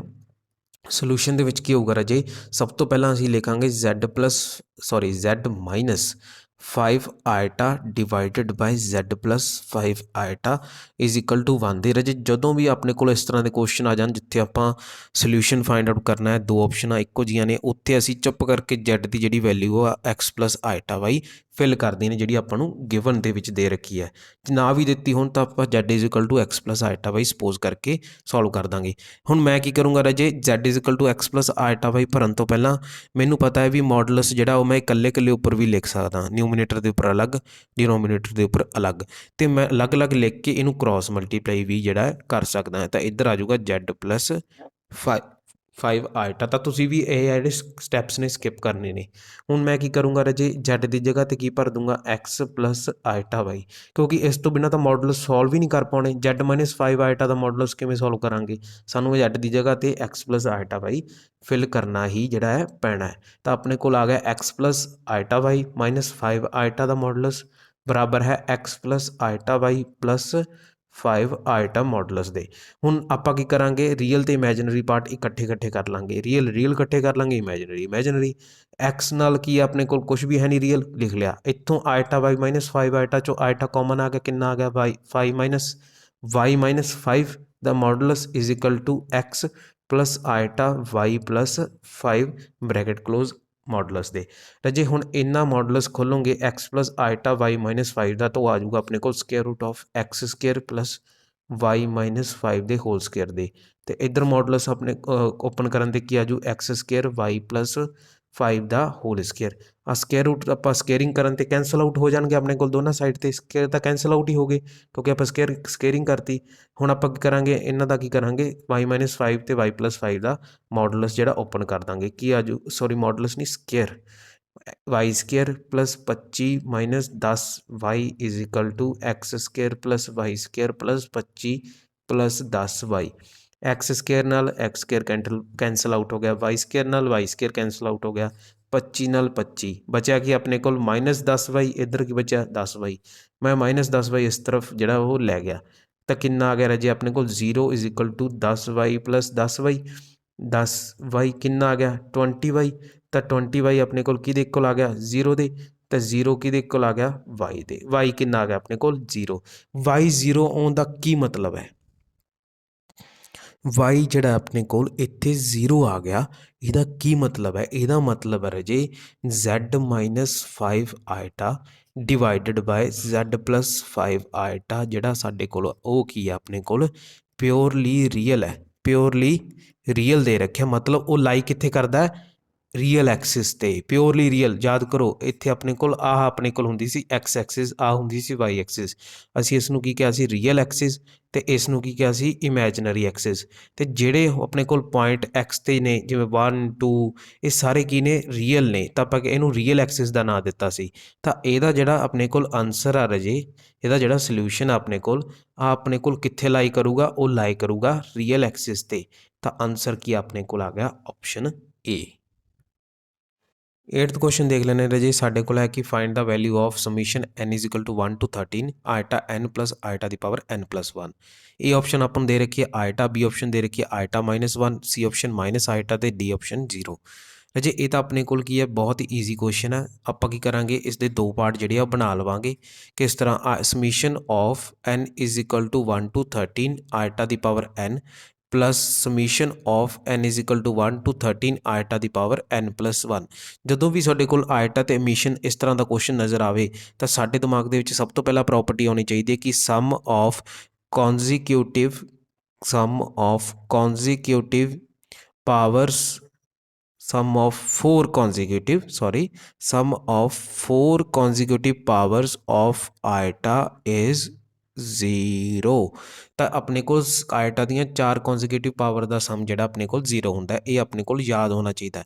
ਤਾਂ ਆਪਾਂ ਕੀ ਕਰਾਂਗੇ, ਸਭ ਤੋਂ ਪਹਿਲਾਂ ਫਾਈਂਡ ਆਊਟ ਕਰਾਂਗੇ ਨੰਬਰ ਆਫ ਟਰਮਸ ਬਾਰੇ, ਵੀ ਕਿੰਨੀਆਂ ਟਰਮਸ ਨੇ। ਹੁਣ ਇਹ ਤਾਂ ਦੇ ਰੱਖੀਆਂ n = 1 to 13, ਟੋਟਲ ਟਰਮਸ ਕਿੰਨੀਆਂ ਨੇ ਸਾਨੂੰ ਨਹੀਂ ਪਤਾ। ਤਾਂ ਨੰਬਰ ਆਫ ਟਰਮਸ ਅਗਰ ਸਾਨੂੰ ਪਤਾ ਚੱਲ ਗਈਆਂ ਤਾਂ ਅਸੀਂ ਕੀ ਕਰਾਂਗੇ, ਉਹਦੇ 4-4 ਦੇ ਜੋੜੇ ਬਣਾ ਲਾਂਗੇ। ਜੇ 4-4 ਦੇ ਜੋੜੇ ਬਣ ਗਏ ਤਾਂ ਉਹ ਕਿਹਦੇ ਇਕੁਅਲ ਆ ਜਾਊਗਾ, ਵੈਲਿਊ ਆਨਸਰ ਆ ਜਾਊਗਾ 0 ਦੇ ਇਕੁਅਲ। ਇਸ ਲਈ ਅਸੀਂ 4-4 ਦੇ ਪੇਅਰ ਬਣਾਵਾਂਗੇ। ਹੁਣ ਆਪਾਂ ਨੂੰ ਨੰਬਰ ਆਫ ਟਰਮਸ ਇਹਦੇ ਵਿੱਚ ਕਿੰਨੀਆਂ ਦੇ ਰੱਖੀਆਂ ਨੇ, ਇਹਦੇ ਵਿੱਚ ਤਾਂ ਸਿੰਪਲ ਆ ਰਾਜੇ, ਉਹ ਪਹਿਲੀ ਕਲਾਸ ਤੋਂ ਲੈ ਕੇ 13ਵੀਂ ਕਲਾਸ ਤੱਕ ਪੜ੍ਹਿਆ ਮੈਂ। ਤੁਹਾਨੂੰ 3 ਮੈਥਡ ਦੱਸੇ ਸੀ ਇਸ ਨੂੰ ਕਰਨ ਦੇ, ਕਿ ਕਿਸ ਤਰ੍ਹਾਂ ਤੁਸੀਂ ਨੰਬਰ ਆਫ ਟਰਮਸ ਜਿਹੜੀਆਂ ਪਤਾ ਕਰ ਸਕਦੇ ਹੋ। ਤੁਸੀਂ ਜ਼ਰੂਰ ਉਸ ਵੀਡੀਓ ਨੂੰ ਦੇਖਣਾ, ਆਇਟਾ ਦੀ ਪਾਵਰ ਵਾਲੀ ਨੂੰ, ਉਸ 'ਚ ਮੈਂ ਸਾਰਾ ਡਿਫਾਈਨ ਕੀਤਾ ਹੋਇਆ। ਫਿਰ ਵੀ ਮੈਂ ਦੱਸ ਦਿੰਦਾ, ਅਸੀਂ ਕੀ ਕਰਾਂਗੇ, ਅਸੀਂ ਪਹਿਲਾਂ ਦੇਖਣਾ ਵੀ n ਜਿਹੜਾ ਸਾਡਾ ਸ਼ੁਰੂ ਕਿੱਥੋਂ ਹੁੰਦਾ। n ਸ਼ੁਰੂ ਹੁੰਦਾ 1 ਤੋਂ, ਪਹਿਲੀ ਕਲਾਸ ਤੋਂ, ਅਤੇ ਕਿੱਥੋਂ ਤੱਕ 13ਵੀਂ ਤੱਕ। ਤਾਂ ਟੋਟਲ ਕਿੰਨੀਆਂ ਕਲਾਸਾਂ ਪੜ੍ਹੀਆਂ ਨੇ, ਅਸੀਂ 13 ਪੜ੍ਹੀਆਂ ਨੇ। ਸਿੰਪਲ ਆ ਗਿਆ। ਲੇਕਿਨ ਰਾਜੇ ਇੱਥੇ ਅਗਰ ਮੰਨ ਲਓ ਤੁਹਾਡੇ ਕੋਲ ਥੋੜ੍ਹਾ ਬਹੁਤ ਕੰਪਲੀਕੇਟਡ ਹੁੰਦਾ ਆਨਸਰ, ਸੌਰੀ ਕੁਐਸਚਨ, ਤਾਂ ਮੰਨ ਲਓ ਤੁਹਾਨੂੰ ਦੇ ਰੱਖਿਆ ਹੋਵੇ ਕਿ ਭਾਈ ਸਾਡੇ ਕੋਲ summation n = 17, n = 17 to 217 iota ਦੀ power n plus summation n = 17 to 217 iota ਦੀ ਪਾਵਰ n + 1। ਮਤਲਬ ਥੋੜ੍ਹਾ ਜਿਹਾ ਤੁਹਾਨੂੰ ਮੁਸ਼ਕਿਲ ਦੇ ਦੇਣ, ਜਾਂ ਫਿਰ ਹੋ ਸਕਦਾ ਹੈ ਇਸ ਤੋਂ ਵੀ ਡਿਫੀਕਲਟ ਤੁਹਾਨੂੰ ਜਿਹੜੇ ਨੰਬਰਸ ਦੇ ਦੇਣ। ਤਾਂ ਆਪਾਂ ਨਾ ਹੁਣ ਇੱਥੇ ਜਿਹੜਾ ਸਟੈਪ ਹੈ number of terms find out ਕਰਨ ਦਾ, ਉਹ ਕਿਸ ਤਰ੍ਹਾਂ ਹੋਵੇਗਾ, ਉਸਦੇ ਮੈਂ 2-3 ਮੈਥਡ ਦੱਸੇ ਸੀ। ਪਹਿਲਾ ਮੈਥਡ ਕੀ ਹੈ, ਜਿਹੜਾ ਕਿ ਬਹੁਤ ਹੀ ਸਿੰਪਲ ਹੈ, ਵਰਬਲੀ ਹੋ ਜਾਂਦਾ। ਉਹ ਕਹਿੰਦਾ ਵੀ ਤੁਸੀਂ 17ਵੀਂ ਤੋਂ ਪੜ੍ਹਨਾ ਸ਼ੁਰੂ ਕੀਤਾ, ਸਿੱਧਾ 16 ਕਲਾਸਾਂ ਤਾਂ ਛੱਡ ਹੀ ਦਿੱਤੀਆਂ ਤੁਸੀਂ, ਅਤੇ ਸਿੱਧੀ ਤੁਸੀਂ 217ਵੀਂ ਕਲਾਸ 'ਤੇ ਆ ਗਏ। ਤਾਂ ਆਪਾਂ ਕਿੰਨੀਆਂ ਟੋਟਲ ਟਰਮਸ ਜਿਹੜੀਆਂ ਆਪਾਂ ਕਲਾਸਾਂ ਜਿਹੜੀਆਂ ਪੜ੍ਹੀਆਂ 17ਵੀਂ ਤੋਂ ਲੈ ਕੇ 217 ਤੱਕ, ਤਾਂ ਆਪਾਂ 16 ਤੱਕ ਤਾਂ ਕਲਾਸਾਂ ਨੂੰ ਕੀ ਕੀਤਾ ਸੀ, ਛੱਡ ਹੀ ਦਿੱਤਾ ਸੀ। ਪੜ੍ਹੀਆਂ ਕਿੰਨੀਆਂ ਨੇ, 217। ਤਾਂ 217 ਚੋਂ ਆਪਾਂ ਮਾਈਨਸ ਕਰ ਦਾਂਗੇ 16 ਨੂੰ। ਟੋਟਲ ਦੇ ਵਿੱਚੋਂ ਜਿਹੜੀਆਂ ਨਹੀਂ ਪੜ੍ਹੀਆਂ, ਛੱਡਤੀਆਂ, ਉਹ ਮਾਈਨਸ ਕਰ ਦਾਂਗੇ। ਤਾਂ ਆਪਣੇ ਕੋਲ ਆਨਸਰ ਕਿੰਨਾ ਆ ਜਾਊਗਾ, 201 ਜਿਹੜਾ ਆਪਣੇ ਕੋਲ ਆਨਸਰ ਆ ਜਾਊਗਾ। ਇੱਕ ਤਾਂ ਇਹ ਮੈਥਡ ਸੀ ਕਿ ਵਰਬਲੀ। ਦੂਸਰਾ ਮੈਂ ਦੱਸਿਆ ਸੀ ਆਪਾਂ ਕੀ ਕਰ ਸਕਦੇ ਹਾਂ, b - a + 1। ਆ ਆਪਣੇ ਕੋਲ b ਹੈ, ਆ ਆਪਣੇ ਕੋਲ a ਹੈ, ਅਤੇ ਇਹਦੇ ਵਿੱਚ 1 ਐਡ ਕਰ ਦਿਓ ਤਾਂ ਕਿੰਨਾ ਆ ਜੂ, 217 - 17 + 1, ਤਾਂ ਕਿੰਨਾ ਆ ਗਿਆ, 218 - 17 ਕਿੰਨਾ ਆ ਗਿਆ ਰਾਜੇ, 201 ਆਪਣੇ ਕੋਲ ਨੰਬਰ ਆਫ ਟਰਮਸ ਜਿਹੜੀਆਂ ਆ ਗਈਆਂ। ਹੁਣ ਅਸੀਂ ਆਪਦੇ ਕੁਐਸਚਨ 'ਤੇ ਵਾਪਸ ਆ ਜਾਂਦੇ ਹਾਂ। ਆਪਣਾ ਕੁਐਸਚਨ ਕੀ ਸੀਗਾ, ਆਪਣੇ ਕੁਐਸਚਨ ਦੇ ਵਿੱਚ ਤਾਂ ਸਾਨੂੰ ਦੇ ਰੱਖਿਆ ਕਿ ਨੰਬਰ ਆਫ ਟਰਮਸ ਜਿਹੜੀਆਂ ਨੇ ਉਹ ਆਪਾਂ ਨੂੰ ਟੋਟਲ ਦੇ ਰੱਖੀਆਂ ਨੇ, 13 ਦੇ ਰੱਖੀਆਂ ਨੇ। n = 1 to ਕੀ ਦੇ ਰੱਖਿਆ, 13 ਆਪਾਂ ਨੂੰ ਸਿੰਪਲੀ ਜਿਹੜਾ ਉਹ ਦੇ ਰੱਖਿਆ ਗਾ। ਤਾਂ ਆਪਾਂ ਇਹਨੂੰ ਕੀ ਕਰਾਂਗੇ, ਸਭ ਤੋਂ ਪਹਿਲਾਂ ਟਰਮਸ ਨੂੰ ਪਤਾ ਕਰਾਂਗੇ। ਟਰਮਸ ਪਤਾ ਕਰ ਲਈਆਂ ਕਿੰਨੀਆਂ ਨੇ, 13 ਨੇ। ਤਾਂ ਹੁਣ ਰਾਜੇ 13 ਟਰਮਸ ਨੇ ਟੋਟਲ, 13 ਇਸ ਤਰ੍ਹਾਂ। ਤਾਂ ਆਪਣੇ ਕੋਲ ਜਿਹੜੇ ਆ ਉਹ 4-4 ਦੇ ਕਿੰਨੇ ਪੇਅਰ ਬਣ ਗਏ, ਤਾਂ ਉਹਦੇ ਵਾਸਤੇ ਅਸੀਂ ਕੀ ਕਰਦੇ ਸੀ, 13 ਨੂੰ 4 ਨਾਲ ਡਿਵਾਈਡ ਕਰ ਲੈਂਦੇ ਸੀ। ਤਾਂ ਕਿੰਨਾ ਆ ਗਿਆ, 1। 1 ਜਿਹੜਾ ਆਪਣੇ ਕੋਲ ਇਕੱਲੀ ਇੱਕ ਟਰਮ ਜਿਹੜੀ ਆ ਉਹ ਬਚ ਜੇਗੀ, 1 ਟਰਮ ਲੈਫਟ, ਇੱਕ ਟਰਮ ਬਚ ਜੇਗੀ। ਤਾਂ ਆਪਣੇ ਕੋਲ 3 ਜਿਹੜੇ ਆ ਗਰੁੱਪ ਬਣ ਜਾਣਗੇ, ਜੋੜੇ ਬਣ ਜਾਣਗੇ 4-4 ਟਰਮ ਦੇ। ਇੱਦਾਂ 4-4 ਟਰਮ ਦੇ 3 ਜੋੜੇ ਆਪਣੇ ਕੋਲ ਬਣ ਜਾਣਗੇ, ਅਤੇ ਇੱਕ ਟਰਮ ਜਿਹੜੀ ਆਪਣੇ ਕੋਲ ਰਹਿ ਜੂਗੀ। ਹੁਣ ਉਹ ਕਿਹੜੀ ਟਰਮ ਰਹਿ ਜੂਗੀ, ਜਾਂ ਤਾਂ ਪਹਿਲੀ ਰਹਿ ਸਕਦੀ ਹੈ ਜਾਂ ਫਿਰ ਆਖਰੀ ਰਹਿ ਸਕਦੀ ਹੈ। ਵਿੱਚ ਵਿਚਾਲੇ ਵਾਲੀ ਕਿਉਂ ਨਹੀਂ ਰਹਿ ਸਕਦੀ, ਕਿਉਂਕਿ ਰਾਜੇ ਜੇ ਵਿੱਚ ਵਿਚਾਲੇ ਵਾਲੀ ਟਰਮ ਆਪਾਂ ਮੰਨ ਲਓ ਆਹ ਰਹਿ ਗਈ, ਵੀ ਉਹਨੂੰ ਗਰੁੱਪ ਤੋਂ ਬਾਹਰ ਕੱਢ ਦਈਏ, ਤਾਂ ਫਿਰ ਤਾਂ 4 ਦਾ ਗਰੁੱਪ ਹੀ ਨਹੀਂ ਬਣਿਆ, ਉਹ ਤਾਂ ਇੱਥੇ ਟੁੱਟ ਹੀ ਗਿਆ। ਤਾਂ ਜਾਂ ਤਾਂ ਪਹਿਲੀ ਵੈਲਿਊ ਨੂੰ ਆਪਾਂ ਬਾਹਰ ਕੱਢਾਂਗੇ, ਅਤੇ ਜਾਂ ਫਿਰ ਆਪਾਂ ਆਖਰੀ ਵੈਲਿਊ ਨੂੰ ਬਾਹਰ ਕੱਢਾਂਗੇ, ਤਾਂ ਕਿ ਸਾਡੇ 4-4 ਦੇ ਗਰੁੱਪ ਜਿਹੜੇ ਆ ਉਹ ਖਰਾਬ ਨਾ ਹੋਣ। ਇਸੇ ਕਰਕੇ ਰਾਜੇ ਆਪਾਂ ਸਭ ਤੋਂ ਪਹਿਲਾਂ ਫਾਈਂਡ ਆਊਟ ਕਰਦੇ ਹਾਂ ਨੰਬਰ ਆਫ ਟਰਮਸ ਨੂੰ। ਤਾਂ ਹੁਣ ਆਪਣੇ ਕੋਲ ਇੱਕ ਵੈਲਿਊ ਰਹਿ ਗਈ ਦੋਨਾਂ ਦੇ ਵਿੱਚੋਂ।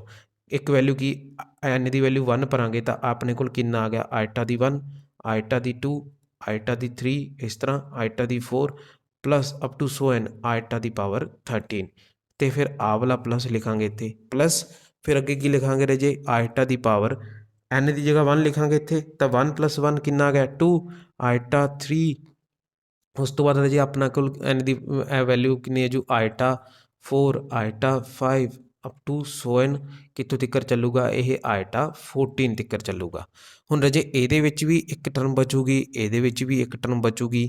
ਆਪਾਂ ਕੀ ਕਰਦੇ ਹਾਂ, ਸਿਰਫ ਪਹਿਲੀ ਟਰਮ ਰੱਖ ਲੈਂਦੇ ਹਾਂ, ਕਿਹੜੀ, ਆਇਟਾ 1 ਰੱਖ ਲਈ। ਬਾਕੀ ਸਾਰੀਆਂ ਟਰਮਸ ਤਾਂ ਕੀ ਹੋ ਗਈਆਂ, 0-0 ਹੋ ਗਈਆਂ, ਕਿਉਂਕਿ ਉਹਨਾਂ ਦੇ ਤਾਂ ਪੇਅਰ ਬਣ ਗਏ।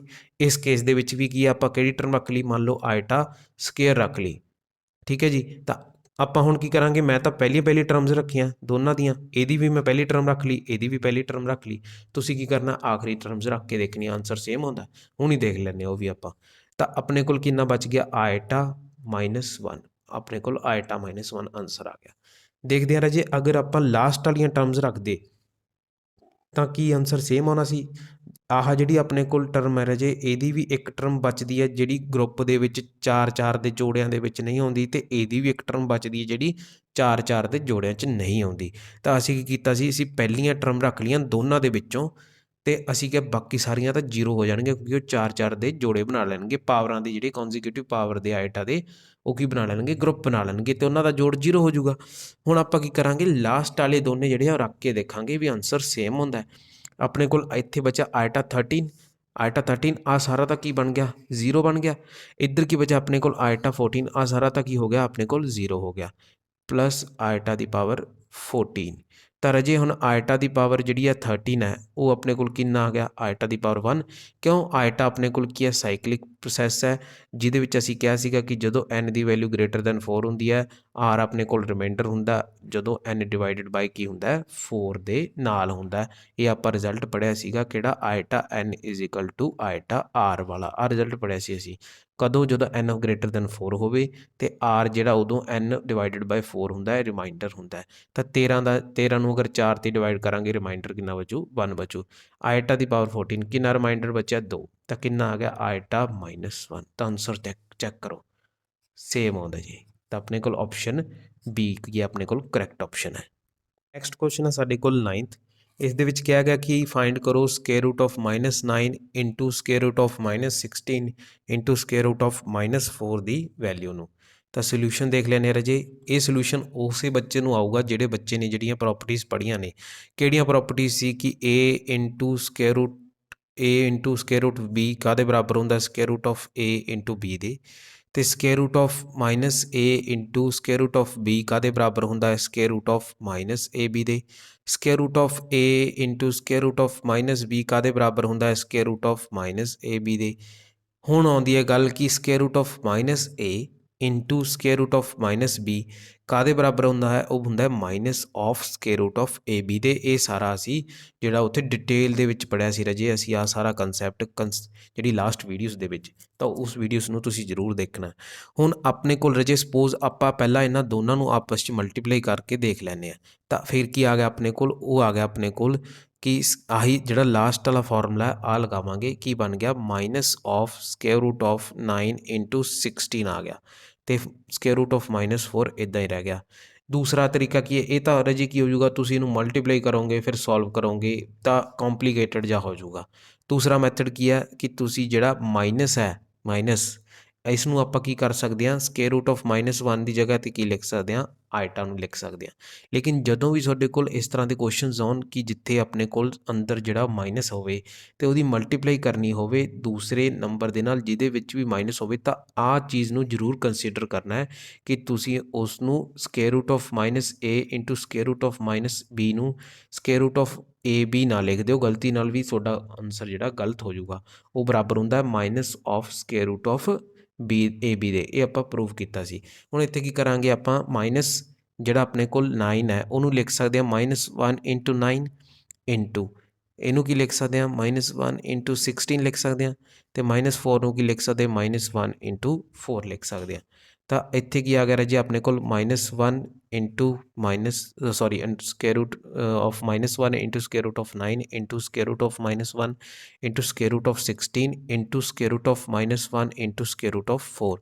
ਜਿਹੜਾ ਆਹ ਮੈਂ ਲੈ ਕੇ ਆਇਆ ਨਾ ਟਰਮ, ਇਹ ਵੀ ਇਹਨਾਂ ਦੇ ਯੂਜ਼ ਕਰਕੇ ਹੀ ਆਈ ਹੈ ਰਾਜੇ। ਤੁਸੀਂ ਅਗਰ ਧਿਆਨ ਨਾਲ ਦੇਖੋ ਤਾਂ ਮਾਈਨਸ a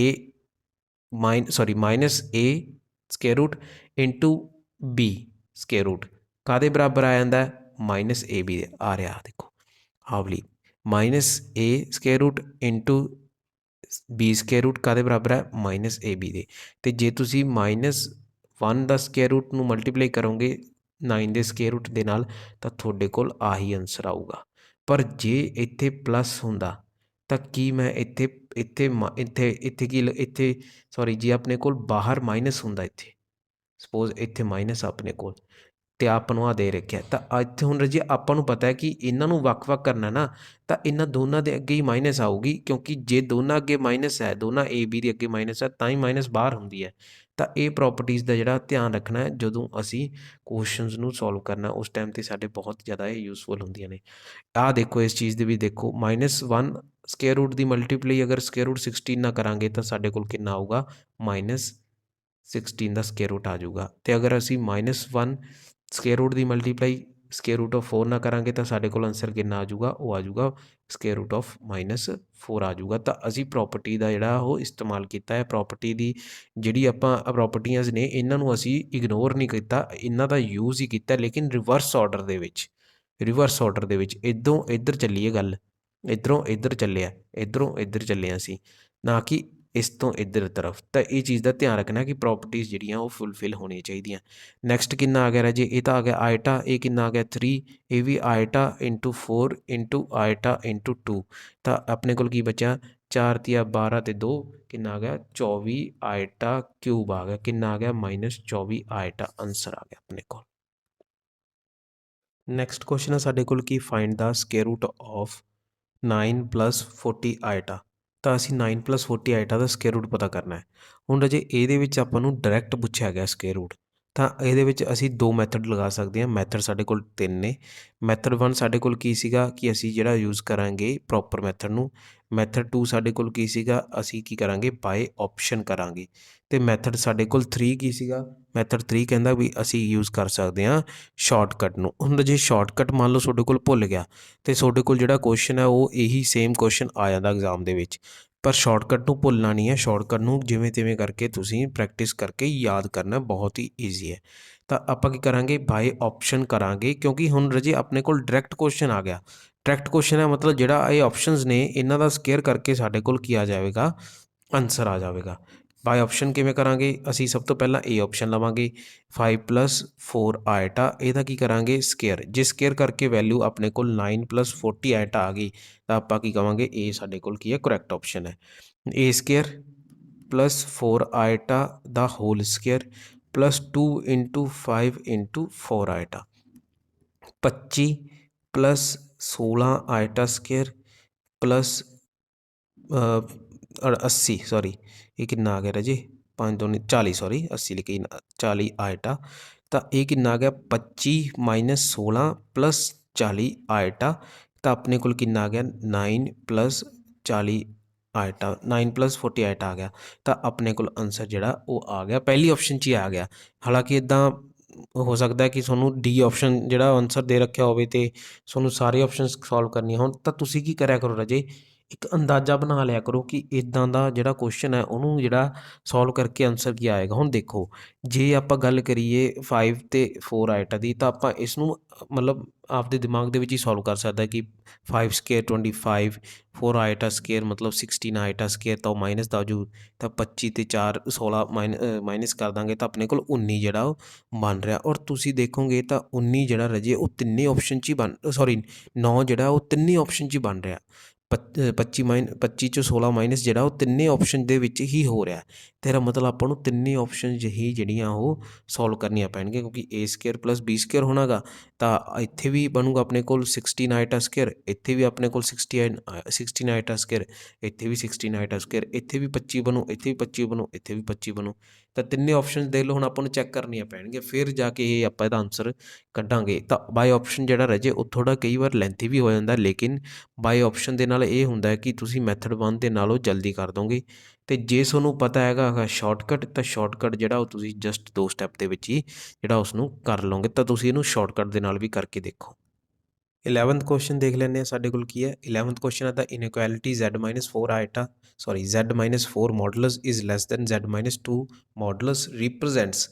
ਇਹ ਆਪਸ਼ਨ ਹੈ real part of Z less than 0, B option ਆਪਣੇ ਕੋਲ real part of Z greater than 0, C option ਆਪਣੇ ਕੋਲ real part of Z greater than 2 ਅਤੇ ਡੀ ਆਪਸ਼ਨ ਹੈ real part of Z greater than 3 ਦੇ। ਤਾਂ ਰਾਜੇ ਆਪਾਂ ਜਿਹੜੀ ਇਨਇਕੁਐਲਿਟੀ ਹੈ ਉਸ ਦੇ ਵਿੱਚ Z ਦੀ ਜਗ੍ਹਾ 'ਤੇ ਕੀ ਪੁੱਟ ਕਰ ਦਾਂਗੇ, x + ਆਇਟਾ y ਨੂੰ ਪੁੱਟ ਕਰ ਦਾਂਗੇ।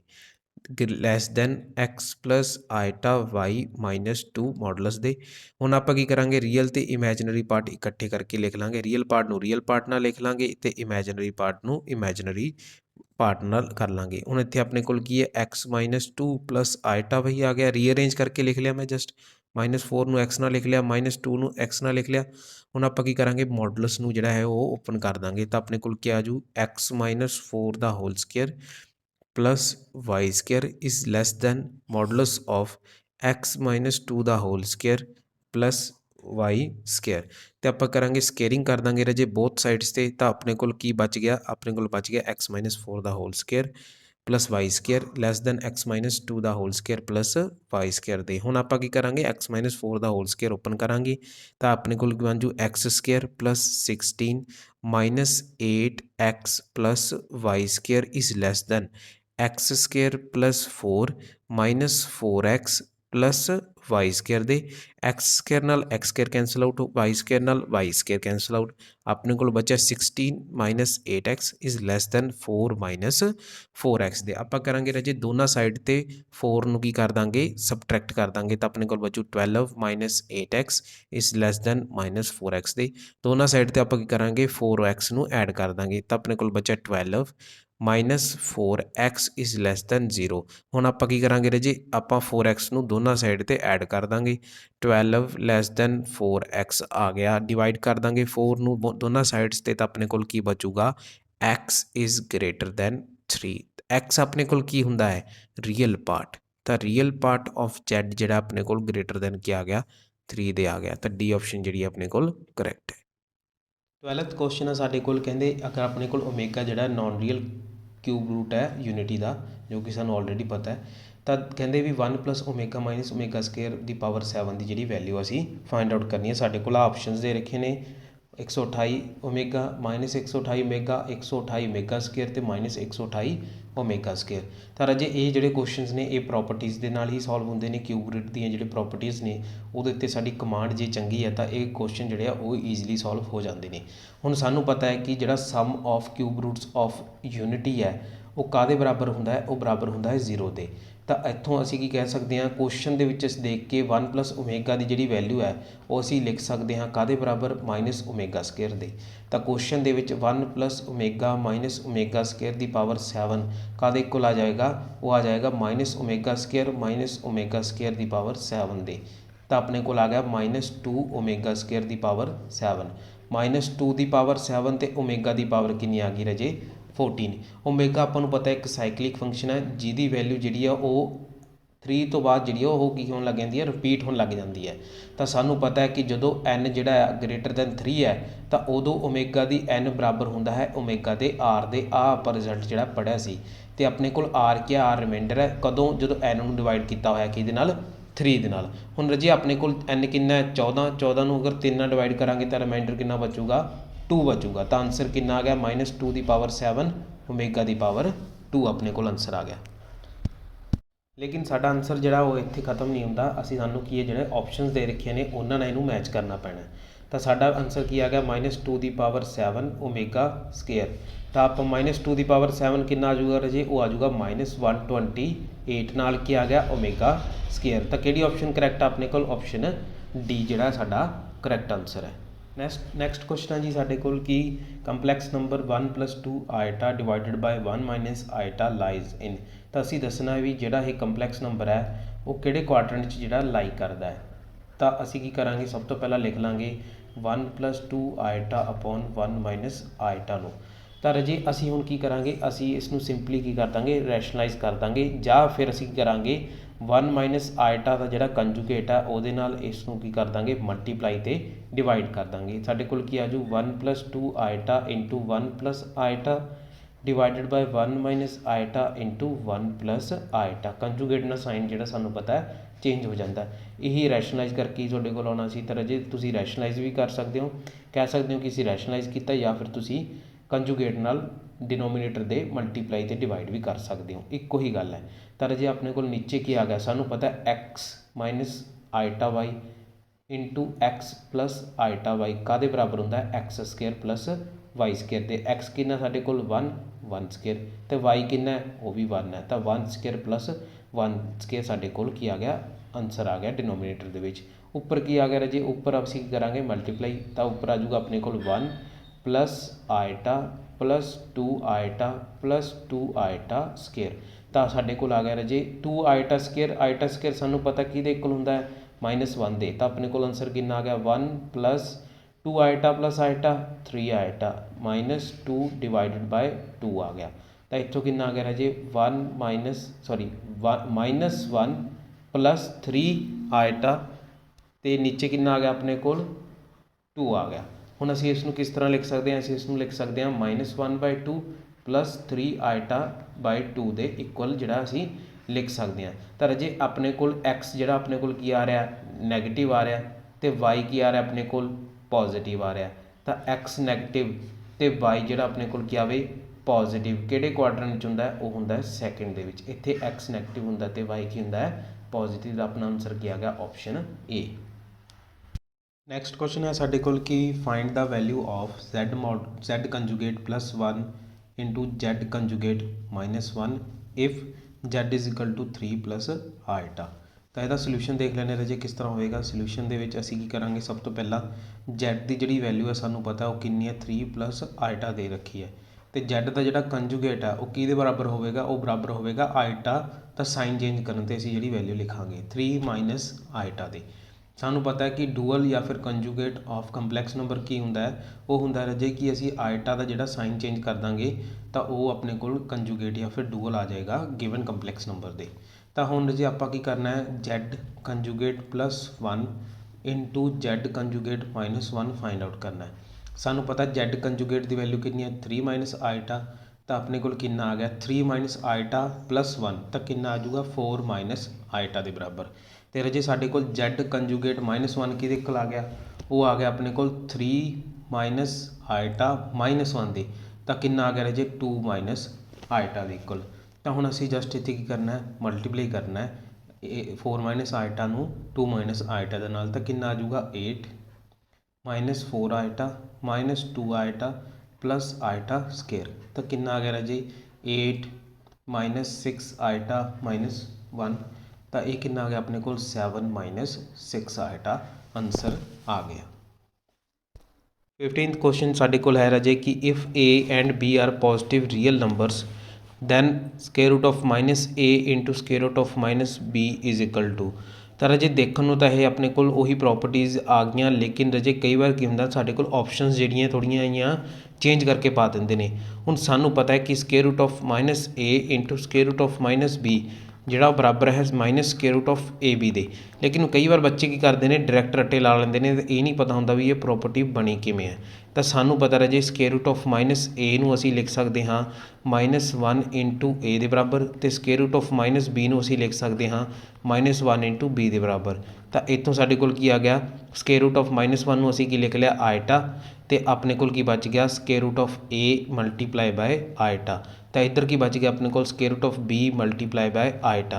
हुण जो असीं -a into -b square root of -a into square root of -b नूं मल्टीप्लाई करांगे तो साडे कोल square root of a into iota into square root of b into iota बचूगा। तो राजे ये बन जू साडे कोल a b into eta square क्योंकि सानू पता है स्केयर रूट ऑफ ए नूं अगर स्केयर रूट ऑफ बी नाल मल्टीप्लाई करिए तो वह बन जाता square root of A B. तो आयटा अपने कोल की है जो है स्केयर रूट तो बाहर तो की बन गया आयटा स्केयर। तो अपनी किहड़ी ऑप्शन करैक्ट है इत्थे ए ऑप्शन जिहड़ी है वो अपने कोल करैक्ट है। तो राजे ये भी ध्यान रखना भी ये प्रॉपर्टीज़ जिहड़ियां ने वो किवें बणीआं ते इन्हां दी जिहड़ी कई बार हुंदी आ ऑप्शनस जिहड़ियां ने वो सानू जिहड़ियां थोड़ियां चेंज करके जिहड़ियां वो पा दिंदे ने।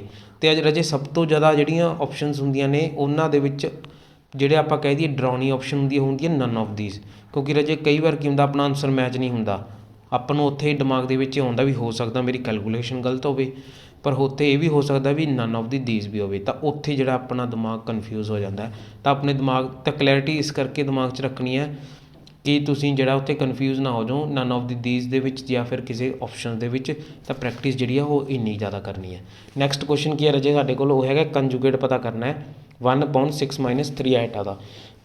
ਦੇਖਣ ਨੂੰ ਤਾਂ ਇਹ ਬਹੁਤ ਸਿੰਪਲ ਕੁਐਸਚਨ ਨਜ਼ਰ ਆਉਂਦਾ, ਲੇਕਿਨ ਐਗਜ਼ਾਮ ਦੇ ਵਿੱਚ ਕੀ ਹੁੰਦਾ ਸੀ, ਕੈਲਕੂਲੇਸ਼ਨ ਦੇ ਵਿੱਚ ਕਾਫੀ ਗਲਤੀਆਂ ਕਰ ਲੈਂਦੇ ਆ। ਅਸੀਂ ਸਪੋਜ਼ z ਨੂੰ ਜਿਹੜਾ ਉਹ ਮੰਨ ਲਿੱਤਾ 6 ਮਾਈਨਸ 3 ਆਈਟਾ ਦੇ ਇਕੁਅਲ। ਹੁਣ ਰਾਜੇ ਸਾਨੂੰ ਪਤਾ ਹੈ ਕਿ ਜਿਹੜਾ ਸਾਡੇ ਕੋਲ ਕੰਜੂਗੇਟ ਹੈ ਉਹਨੂੰ ਅਸੀਂ ਕੀ ਕਰਨਾ ਹੁੰਦਾ, ਉਹਨੂੰ ਅਸੀਂ ਕੀ ਕਰਨਾ ਹੁੰਦਾ, ਸਟੈਂਡਰਡ ਫਾਰਮ ਦੇ ਵਿੱਚ ਲਿਖਣਾ ਹੁੰਦਾ। ਅਤੇ ਮੈਂ ਤੁਹਾਨੂੰ ਇੱਕ ਜਿਹੜਾ ਕੰਜੂਗੇਟ ਦਾ ਜਿਹੜਾ ਅਸੀਂ ਵੀਡੀਓ ਬਣਾਈ ਸੀ ਕੰਸੈਪਟ ਦੀ, ਉਹਦੇ ਵਿੱਚ ਵੀ ਦੱਸਿਆ ਸੀ ਕਿ ਰਾਜੇ ਇਹ ਤੁਹਾਡੀਆਂ ਆਪਸ਼ਨਸ 'ਤੇ ਡਿਪੈਂਡ ਹੈ ਕਿ ਆਪਸ਼ਨਸ ਤੁਹਾਨੂੰ ਕਿਸ ਤਰ੍ਹਾਂ ਦੀ ਦਿੱਤੀਆਂ ਨੇ। ਇੱਥੇ ਮੈਂ ਆਪਸ਼ਨਸ ਨਹੀਂ ਲਿੱਤੀਆਂ ਕਿਉਂਕਿ ਮੈਂ ਚਾਹੁੰਦਾ ਸੀ ਕਿ ਤੁਸੀਂ ਇਹਨੂੰ ਜਿਹੜਾ ਬਿਨਾਂ ਆਪਸ਼ਨ ਦੇ ਦੇਖ ਕੇ ਹੀ ਸਟੈਂਡਰਡ ਫਾਰਮ ਦੇ ਵਿੱਚ ਕਨਵਰਟ ਕਰਕੇ ਸੋਲਵ ਕਰੋ। ਤਾਂ ਆਪਣੇ ਕੋਲ z ਕਿਹਦੇ ਬਰਾਬਰ ਹੈ 1/6 ਮਾਈਨਸ 3 ਆਈਟਾ ਦੇ। ਤਾਂ ਆਪਾਂ ਸਭ ਤੋਂ ਪਹਿਲਾਂ ਕੀ ਕਰਾਂਗੇ, ਇਹਦਾ ਫਾਈਂਡ ਆਊਟ ਕਰਾਂਗੇ ਕੰਜੂਗੇਟ। ਰਾਜੇ ਸਭ ਤੋਂ ਪਹਿਲਾ ਸਟੈਪ ਜਿਹੜਾ ਹੈ ਉਹ ਹੈ ਵੀ ਆਪਾਂ ਕੰਜੂਗੇਟ ਫਾਈਂਡ ਆਊਟ ਕਰਨਾ ਹੈ, ਨਾ ਕਿ ਇਹਨੂੰ ਸਟੈਂਡਰਡ ਫਾਰਮ 'ਚ ਬਣਾਉਣਾ ਹੈ। ਸਟੈਂਡਰਡ ਫਾਰਮ 'ਚ ਬਣਾਉਣ ਵਾਲਾ ਸਟੈਪ ਜਿਹੜਾ ਉਹ ਆਪਣੇ ਕੋਲ ਸਟੈਪ 2 ਹੈ। ਤਾਂ ਕੁਝ ਬੱਚੇ ਜਿਹੜਾ ਹੈ ਗਲਤੀ ਕਰ ਜਾਂਦੇ ਨੇ ਕਿ ਸਟੈਪ 1 ਸਕਿਪ ਕਰ ਦਿੰਦੇ ਨੇ, ਸਿੱਧਾ ਸਟੈਪ 2 'ਤੇ ਆ ਜਾਂਦੇ ਨੇ। ਤਾਂ ਸਟੈਪ 1 ਸਾਡੇ ਕੋਲ ਹੈ ਕਿ ਸਭ ਤੋਂ ਪਹਿਲਾਂ ਕੰਜੂਗੇਟ ਕਰੋ। ਜੇ ਸਾਨੂੰ ਕੰਜੂਗੇਟ ਕਰਨ ਨੂੰ ਕਿਹਾ ਤਾਂ ਕੰਜੂਗੇਟ ਕਰ ਦਿਓ। ਅਤੇ ਸਟੈਪ 2 ਕੀ ਹੈ, ਉਹਨੂੰ ਫਿਰ ਬਣਾ ਲਓ ਸਟੈਂਡਰਡ ਫਾਰਮ ਦੇ ਵਿੱਚ, ਸਟੈਂਡਰਡ ਫਾਰਮ ਬਣਾ ਲਓ। ਤਾਂ ਰਾਜੇ ਆਪਾਂ ਸਟੈਪ 1 ਫੋਲੋ ਕਰਾਂਗੇ। ਸਟੈਪ 1 ਸਾਡੇ ਕੋਲ ਹੈ ਵੀ ਅਸੀਂ ਇਹਦਾ ਕੰਜੂਗੇਟ ਕਰਨਾ। ਕੰਜੂਗੇਟ ਕਿੰਨਾ ਆ ਜਾਊਗਾ 1/6 ਮਾਈਨਸ 3 ਆਈਟਾ ਦਾ, ਉਹ ਸਾਡੇ ਕੋਲ ਆ ਜਾਊਗਾ ਇੰਪਲਾਈਜ਼ ਦੈਟ z ਬਾਰ ਦੇ ਇਕੁਅਲ ਕਿੰਨਾ ਆ ਗਿਆ ਰਾਜੇ 1/6 ਪਲੱਸ 3 ਆਈਟਾ। ਹੁਣ ਅਸੀਂ ਕੀ ਕਰਾਂਗੇ, ਰੈਸ਼ਨਲਾਈਜ਼ ਕਰਾਂਗੇ ਜਾਂ ਫਿਰ ਬੋਲ ਸਕਦੇ ਹਾਂ ਕਿ ਜਿਹੜਾ ਸਾਡੇ ਕੋਲ 6 ਪਲੱਸ 3 ਆਈਟਾ ਇਹਦਾ ਜਿਹੜਾ ਕੰਜੂਗੇਟ ਹੈ ਇਹਦੇ ਨਾਲ ਮਲਟੀਪਲਾਈ ਅਤੇ ਇਹਦੇ ਨਾਲ ਹੀ ਕਰ ਦਾਂਗੇ ਡਿਵਾਈਡ। ਤਾਂ ਇਹ ਵੀ ਆਪਣੇ ਕੋਲ ਕੀ ਬਣ ਜੂਗਾ 6 ਮਾਈਨਸ 3 ਆਈਟਾ ਪਰ, ਅਤੇ ਨੀਚੇ ਕੀ ਬਣ ਜੂਗਾ, ਉਹ ਵੀ ਬਣ ਜੂ 6 ਮਾਈਨਸ 3 ਆਈਟਾ। ਅਤੇ ਇੱਕ ਤਰ੍ਹਾਂ ਦਾ ਆਪਾਂ ਕਹਿ ਸਕਦੇ ਵੀ ਰੈਸ਼ਨਲਾਈਜ਼ ਹੀ ਜਿਹੜਾ ਅਸੀਂ ਕਰ ਦਿੱਤਾ ਹੈ। ਵੈਸੇ ਇਹਨੂੰ ਪ੍ਰੋਪਰ ਜਿਹੜਾ ਕਿਹਾ ਜਾਂਦਾ ਉਹ ਇਹੀ ਹੈ ਕਿ ਰਾਜੇ ਮਲਟੀਪਲਾਈ ਅਤੇ ਡਿਵਾਈਡ ਕਰ ਦਿਓ ਡਿਨੋਮੀਨੇਟਰ ਦੇ ਕੰਜੂਗੇਟ ਨਾਲ, ਕਿਉਂਕਿ ਨੀਚੇ ਆਪਣੇ ਕੋਲ 6 ਪਲੱਸ 3 ਆਈਟਾ ਹੈ, ਆਪਾਂ ਇੱਥੇ ਕੀ ਬਣ ਗਿਆ 6 ਮਾਈਨਸ 3 ਆਈਟਾ ਬਣ ਗਿਆ। ਨੀਚੇ ਕਿੰਨਾ ਆ ਗਿਆ ਰਾਜੇ, ਨੀਚੇ ਸਾਡੇ ਕੋਲ ਪ੍ਰੋਪਰਟੀ ਯੂਜ਼ ਹੋ ਗਈ x plus iota into x minus iota ਵਾਲੀ। ਕਿੰਨਾ ਆ ਗਿਆ 6 ਦਾ ਸਕੇਅਰ ਪਲੱਸ 3 ਦਾ ਸਕੇਅਰ। ਕਿੰਨਾ ਆਂਸਰ ਆ ਗਿਆ ਆਪਣੇ ਕੋਲ 6 minus 3 iota divided by 36 plus 9। ਕਿੰਨਾ ਆਂਸਰ ਆ ਗਿਆ 6 ਮਾਈਨਸ 3 ਆਈਟਾ ਡਿਵਾਈਡਡ ਬਾਈ 45 ਆਪਣੇ ਕੋਲ ਆਂਸਰ ਜਿਹੜਾ ਆ ਗਿਆ। ਹੁਣ ਅਸੀਂ ਇਹਨੂੰ 6/45 ਮਾਈਨਸ 3 ਆਈਟਾ ਬਾਈ 45 ਵੀ ਜਿਹੜਾ ਲਿਖ ਸਕਦੇ ਹਾਂ। ਇਸ ਤੋਂ ਬਾਅਦ ਆਪਾਂ ਕੀ ਕਰਾਂਗੇ ਰਾਜੇ, ਇਸ ਨੂੰ ਕੈਂਸਲ ਵੀ ਕਰ ਸਕਦੇ ਹਾਂ 3 ਅਤੇ 45 ਨੂੰ। ਤਾਂ ਤੁਸੀਂ ਉਹ ਦੇਖ ਲੈਣਾ ਵੀ ਤੁਹਾਨੂੰ ਆਪਸ਼ਨਸ ਦੇ ਵਿੱਚ ਕਿਹੜੀ ਦਿੱਤਾ ਹੋਇਆ ਹੈ। ਅਗਰ ਤੁਹਾਨੂੰ ਆਪਸ਼ਨ ਦੇ ਵਿੱਚ ਦੋਨੇ ਫਾਰਮ ਦਿੱਤੀਆਂ ਹੋਈਆਂ, ਕੰਜੂਗੇਟ ਫਾਰਮ ਵੀ ਦਿੱਤੀ ਵੀ ਹੈ, ਕੰਜੂਗੇਟ ਕਰਕੇ ਜਿਹੜਾ ਆਪਾਂ ਨੂੰ ਆਨਸਰ ਆਇਆ ਉਹ ਵੀ ਦਿੱਤਾ ਹੋਇਆ, ਅਤੇ ਸਟੈਂਡਰਡ ਫਾਰਮ ਦੇ ਨੂੰ ਸੋਲਵ ਕਰਕੇ ਜਿਹੜਾ ਆਨਸਰ ਆਇਆ ਉਹ ਵੀ ਦਿੱਤਾ ਹੋਇਆ, ਤਾਂ ਹਮੇਸ਼ਾ ਜਿਹੜੀ ਪ੍ਰੈਫਰੈਂਸ ਹੈ ਉਹ ਸਟੈਂਡਰਡ ਫਾਰਮ ਨੂੰ ਹੀ ਅਸੀਂ ਦੇਣੀ ਹੈ। ਤਾਂ ਹਮੇਸ਼ਾ ਜਦੋਂ ਜਿਹੜੀਆਂ ਆਪਸ਼ਨਸ ਹੁੰਦੀਆਂ ਨੇ ਰਾਜੇ ਇਸ ਕੁਐਸਚਨਸ ਦੀਆਂ, ਉਹ ਚੈੱਕ ਕਰ ਲੈਣੀਆਂ ਵੀ ਉਹਨਾਂ ਦੇ ਵਿੱਚ ਕਿਤੇ ਸਟੈਂਡਰਡ ਫਾਰਮ ਤਾਂ ਨਹੀਂ ਸਾਨੂੰ ਦੇ ਰੱਖੀ। ਤਾਂ ਹਮੇਸ਼ਾ ਜਿਹੜੀ ਅਸੀਂ ਪ੍ਰੈਫਰੈਂਸ ਹੈ ਉਹ ਹਮੇਸ਼ਾ ਦੇਣੀ ਹੈ ਅਸੀਂ ਸਟੈਂਡਰਡ ਫਾਰਮ ਨੂੰ। ਤਾਂ ਇਹ ਚੀਜ਼ ਦਾ ਜਿਹੜਾ ਇਹਨਾਂ ਨੂੰ ਕੁਐਸਚਨਸ ਨੂੰ ਸੋਲਵ ਕਰਦੇ ਹੋਏ ਧਿਆਨ ਰੱਖਣਾ ਕੰਜੂਗੇਟ ਵਾਲੇ ਕੁਐਸਚਨ ਨੂੰ। ਤਾਂ 16 ਕੁਐਸਚਨ ਵੀ ਸਾਡਾ ਜਿਹੜਾ ਹੋ ਚੁੱਕਿਆ ਹੈ। ਨੈਕਸਟ ਹੈ ਰਾਜੇ ਆਪਣੇ ਕੋਲ 17, ਕਹਿੰਦੇ find the modulus of 1 plus iota square root of 3। ਰਾਜੇ ਆਪਣੇ ਕੋਲ z ਕਿੰਨਾ ਦੇ ਰੱਖਿਆ, ਉਹ ਦੇ ਰੱਖਿਆ 1 plus iota modulus of square root of 3। ਤਾਂ ਅਸੀਂ ਕੀ ਫਾਈਂਡ ਆਊਟ ਕਰਨਾ ਇਹਦਾ ਮੋਡੂਲਸ, z ਮੋਡੂਲਸ। ਸਾਨੂੰ ਪਤਾ z ਮੋਡੂਲਸ ਕਿਹਦੇ ਇਕੁਅਲ ਹੁੰਦਾ, ਰੀਅਲ ਪਾਰਟ ਦਾ ਸਕੇਅਰ ਪਲੱਸ ਇਮੈਜਨਰੀ ਪਾਰਟ ਦਾ ਸਕੇਅਰ। ਰਾਜੇ ਇੱਥੇ ਗਲਤੀ ਨਾ ਕਰ ਦਿਓ ਕਿਤੇ ਇਮੈਜਨਰੀ ਪਾਰਟ ਵੇਲੇ ਆਈਟਾ ਨਹੀਂ ਨਾਲ ਲੈ ਲੈਣਾ। ਇੱਥੇ ਅਸੀਂ ਹਮੇਸ਼ਾ ਕੀ ਕਰਨਾ ਹੈ, ਰੀਅਲ ਨੰਬਰ ਨੂੰ ਹੀ ਲੈਣਾ ਹੈ। ਆਈਟਾ ਜਿਹੜਾ ਨਾਲ ਲੱਗਿਆ ਉਹ ਦੱਸਦਾ ਕਿ ਇਹ ਇਮੈਜਨਰੀ ਪਾਰਟ ਹੈ ਕੰਪਲੈਕਸ ਨੰਬਰ ਦਾ। ਤਾਂ ਆਪਣੇ ਕੋਲ ਕਿੰਨਾ ਆ ਗਿਆ ਰਾਜੇ, ਉਹ ਆ ਗਿਆ ਆਪਣੇ ਕੋਲ ਸਕੇਅਰ ਰੂਟ ਆਫ 1 ਪਲੱਸ 3। ਕਿੰਨਾ ਆ ਗਿਆ ਆਪਣੇ ਕੋਲ ਸਕੇਅਰ ਰੂਟ ਆਫ 4। ਆਨਸਰ ਕਿੰਨਾ ਆ ਗਿਆ 2। ਆਪਣੇ ਕੋਲ ਆਪਸ਼ਨ ਏ ਹੈ ਜਿਹੜੀ ਆਪਣੀ ਕਰੈਕਟ ਆਨਸਰ ਜਿਹੜਾ ਆਪਣੇ ਕੋਲ ਇਸ ਕੁਐਸਚਨ 17 ਦਾ ਜਿਹੜਾ ਆਪਣੇ ਕੋਲ ਆ ਗਿਆ ਰਾਜੇ। ਨੈਕਸਟ ਕੁਐਸਚਨ ਆਪਣੇ ਕੋਲ ਕੀ ਹੈ ਰਾਜੇ, ਨੈਕਸਟ ਕੁਐਸਚਨ ਹੈ ਸਾਡੇ ਕੋਲ 18th ਕੁਐਸਚਨ। 18th ਕੁਐਸਚਨ ਵਿੱਚ ਸਾਨੂੰ ਕਿਹਾ ਗਿਆ ਹੈ find the multiplicative inverse of z conjugate. z conjugate ਦਾ ਅਸੀਂ ਮਲਟੀਪਲੀਕੇਟਿਵ ਇਨਵਰਸ ਪਤਾ ਕਰਨਾ ਹੈ। ਅਤੇ ਆਪਾਂ ਨੂੰ z ਜਿਹੜਾ ਉਹ ਕਿੰਨਾ ਦੇ ਰੱਖਿਆ, z ਆਪਾਂ ਨੂੰ ਦੇ ਰੱਖਿਆ ਰਾਜੇ ਉਹ ਆਪਾਂ ਨੂੰ 1 ਪਲੱਸ ਆਈਟਾ ਦੇ ਇਕੁਅਲ। ਅਤੇ ਹੁਣ ਆਪਾਂ ਨੂੰ ਕੀ ਕਿਹਾ ਗਿਆ, ਮਲਟੀਪਲੀਕੇਟਿਵ ਇਨਵਰਸ ਪਤਾ ਕਰਨਾ ਹੈ z ਕੰਜੂਗੇਟ ਦਾ। ਤਾਂ ਪਹਿਲਾਂ ਆਪਾਂ ਕੀ ਕਰਾਂਗੇ, ਸਭ ਤੋਂ ਪਹਿਲਾਂ ਆਪਾਂ ਫਾਈਂਡ ਆਊਟ ਕਰਾਂਗੇ z ਕੰਜੂਗੇਟ ਜਾਂ ਫਿਰ z ਡੂਅਲ ਨੂੰ। ਕਿਵੇਂ ਫਾਈਂਡ ਆਊਟ ਕਰਾਂਗੇ, ਆਈਟਾ ਦਾ ਸਾਈਨ ਚੇਂਜ ਕਰ ਦਾਂਗੇ। ਕਿੰਨਾ ਆ ਗਿਆ 1 ਮਾਈਨਸ ਆਈਟਾ। ਹੁਣ ਮਲਟੀਪਲੀਕੇਟਿਵ ਇਨਵਰਸ ਕੀ ਹੁੰਦਾ ਹੈ, ਮਲਟੀਪਲੀਕੇਟਿਵ ਇਨਵਰਸ ਕੀ ਹੁੰਦਾ ਸਾਰਾ ਅਸੀਂ ਡਿਟੇਲ ਦੇ ਵਿੱਚ ਪੜ੍ਹਿਆ ਹੋਇਆ। ਮਲਟੀਪਲੀਕੇਟਿਵ ਇਨਵਰਸ ਰਾਜੇ ਇਸ 1 ਮਾਈਨਸ ਆਈਟਾ ਦਾ ਕੀ ਹੋਊਗਾ, ਉਹ ਹੋਊਗਾ 1/1 ਮਾਈਨਸ ਆਈਟਾ। ਲੇਕਿਨ ਅਸੀਂ ਇੱਥੇ ਹੀ ਇਹਨੂੰ ਕੀ ਕਰਨਾ, ਛੱਡਣਾ ਨਹੀਂ ਹੈ, ਕਿਉਂਕਿ ਆਪਸ਼ਨਸ ਨੂੰ ਦੇਖੋ ਆਪਸ਼ਨਸ ਦੇ ਵਿੱਚ ਤੁਹਾਨੂੰ ਕਿਤੇ ਨਜ਼ਰ ਆ ਰਿਹਾ 1/1 ਮਾਈਨਸ ਆਈਟਾ ਨਹੀਂ, ਕਿਉਂਕਿ ਇਹਨੂੰ ਅਸੀਂ ਕੀ ਕਰਨਾ ਸਟੈਂਡਰਡ ਫਾਰਮ ਦੇ ਵਿੱਚ ਬਣਾ ਲੈਣਾ। ਸਟੈਂਡਰਡ ਫਾਰਮ ਦੇ ਵਿੱਚ ਬਣਾਉਣ ਲਈ ਅਸੀਂ ਕੀ ਕਰਾਂਗੇ, ਉਹੀ ਮੈਥਡ ਕਿ 1 ਮਾਈਨਸ ਆਈਟਾ ਦੇ ਕੰਜੂਗੇਟ ਨਾਲ ਮਲਟੀਪਲਾਈ ਅਤੇ 1 ਮਾਈਨਸ ਆਈਟਾ ਦੇ ਕੰਜੂਗੇਟ ਨਾਲ ਡਿਵਾਈਡ ਕਰ ਦੇਣਾ, ਜਾਂ ਫਿਰ ਆਪਾਂ ਕਹਿ ਸਕਦੇ ਹਾਂ ਦੂਜੀ ਸ਼ਬਦਾਂ ਵਿੱਚ ਰੈਸ਼ਨਲਾਈਜ਼ ਕਰ ਦੇਣਾ। ਤਾਂ ਆਪਣੇ ਕੋਲ ਕਿੰਨਾ ਆ ਗਿਆ ਰਾਜੇ, ਇੱਥੇ ਆਪਣੇ ਕੋਲ ਆਈਟਾ ਦਾ ਕੀ ਹੋ ਜਾਊਗਾ, ਸਾਈਨ ਚੇਂਜ ਹੋ ਜਾਊਗਾ ਅਗਰ ਅਸੀਂ ਕੰਜੂਗੇਟ ਕਰ ਦਾਂਗੇ, ਉੱਪਰ ਬਣ ਜੂ 1 ਪਲੱਸ ਆਈਟਾ, ਨੀਚੇ ਵੀ ਬਣ ਜੂ 1 ਪਲੱਸ ਆਈਟਾ। ਤਾਂ ਆਪਣੇ ਕੋਲ ਕਿੰਨਾ ਆ ਗਿਆ 1 plus iota upon x minus iota by x plus iota by, ਤਾਂ ਕਿੰਨਾ ਆ ਜਾਂਦਾ x square plus y square, 1 square plus 1 square ਆਪਣੇ ਕੋਲ ਆ ਗਿਆ। ਕਿੰਨਾ ਆਂਸਰ ਆ ਗਿਆ ਜੇ 1 ਪਲੱਸ ਆਈਟਾ ਅਪੋਨ 1 ਪਲੱਸ 1 ਕਿੰਨਾ ਆ ਗਿਆ 1 ਪਲੱਸ ਆਈਟਾ ਅਪੋਨ 2 ਆ ਗਿਆ। ਤਾਂ 1/2 ਪਲੱਸ ਆਈਟਾ ਬਾਈ 2 ਆਪਣਾ ਕੀ ਆ ਗਿਆ ਆਂਸਰ ਆ ਗਿਆ। ਹੁਣ ਚੈੱਕ ਕਰੋ ਆਪਸ਼ਨਸ, ਕਿਤੇ 1/2 ਪਲੱਸ ਆਈਟਾ ਬਾਈ 2 ਲਿਖਿਆ ਪਹਿਲੀ ਆਪਸ਼ਨ 'ਚ ਦੇਖੋ ਨਹੀਂ ਜੀ, ਦੂਸਰੀ ਆਪਸ਼ਨ 'ਚ ਦੇਖੋ 1/2 ਪਲੱਸ ਆਈਟਾ ਬਾਈ 2 ਜਿਹੜਾ ਆਪਣੇ ਕੋਲ ਆ ਗਿਆ ਆਂਸਰ। ਬੀ ਆਪਸ਼ਨ ਜਿਹੜੀ ਆਪਣੇ ਕੋਲ ਕਰੈਕਟ ਜਿਹੜੀ ਹੋ ਜਾਂਦੀ ਹੈ ਰਾਜੀ। ਤਾਂ ਇਹ ਸੀ ਆਪਣੇ 18th ਕੁਐਸਚਨ। ਨੈਕਸਟ ਜਿਹੜਾ ਆਪਣੇ ਕੋਲ ਹੁਣ 19th ਕੁਐਸਚਨ ਦੇਖ ਲੈਂਦੇ ਹਾਂ। 19th ਕੁਐਸਚਨ ਸਾਡੇ ਕੋਲ ਹੈ ਕਿ ਅਸੀਂ ਪਤਾ ਕਰਨਾ ਹੈ additive inverse of Z conjugate ਦਾ if Z is equal to 2 plus 3 iota ਸਾਨੂੰ ਗਿਵਨ ਹੋਵੇ। ਅਸੀਂ ਕੀ ਕਰਨਾ ਹੈ, ਅਸੀਂ ਪਤਾ ਕਰਨਾ ਐਡੀਟਿਵ ਇਨਵਰਸ।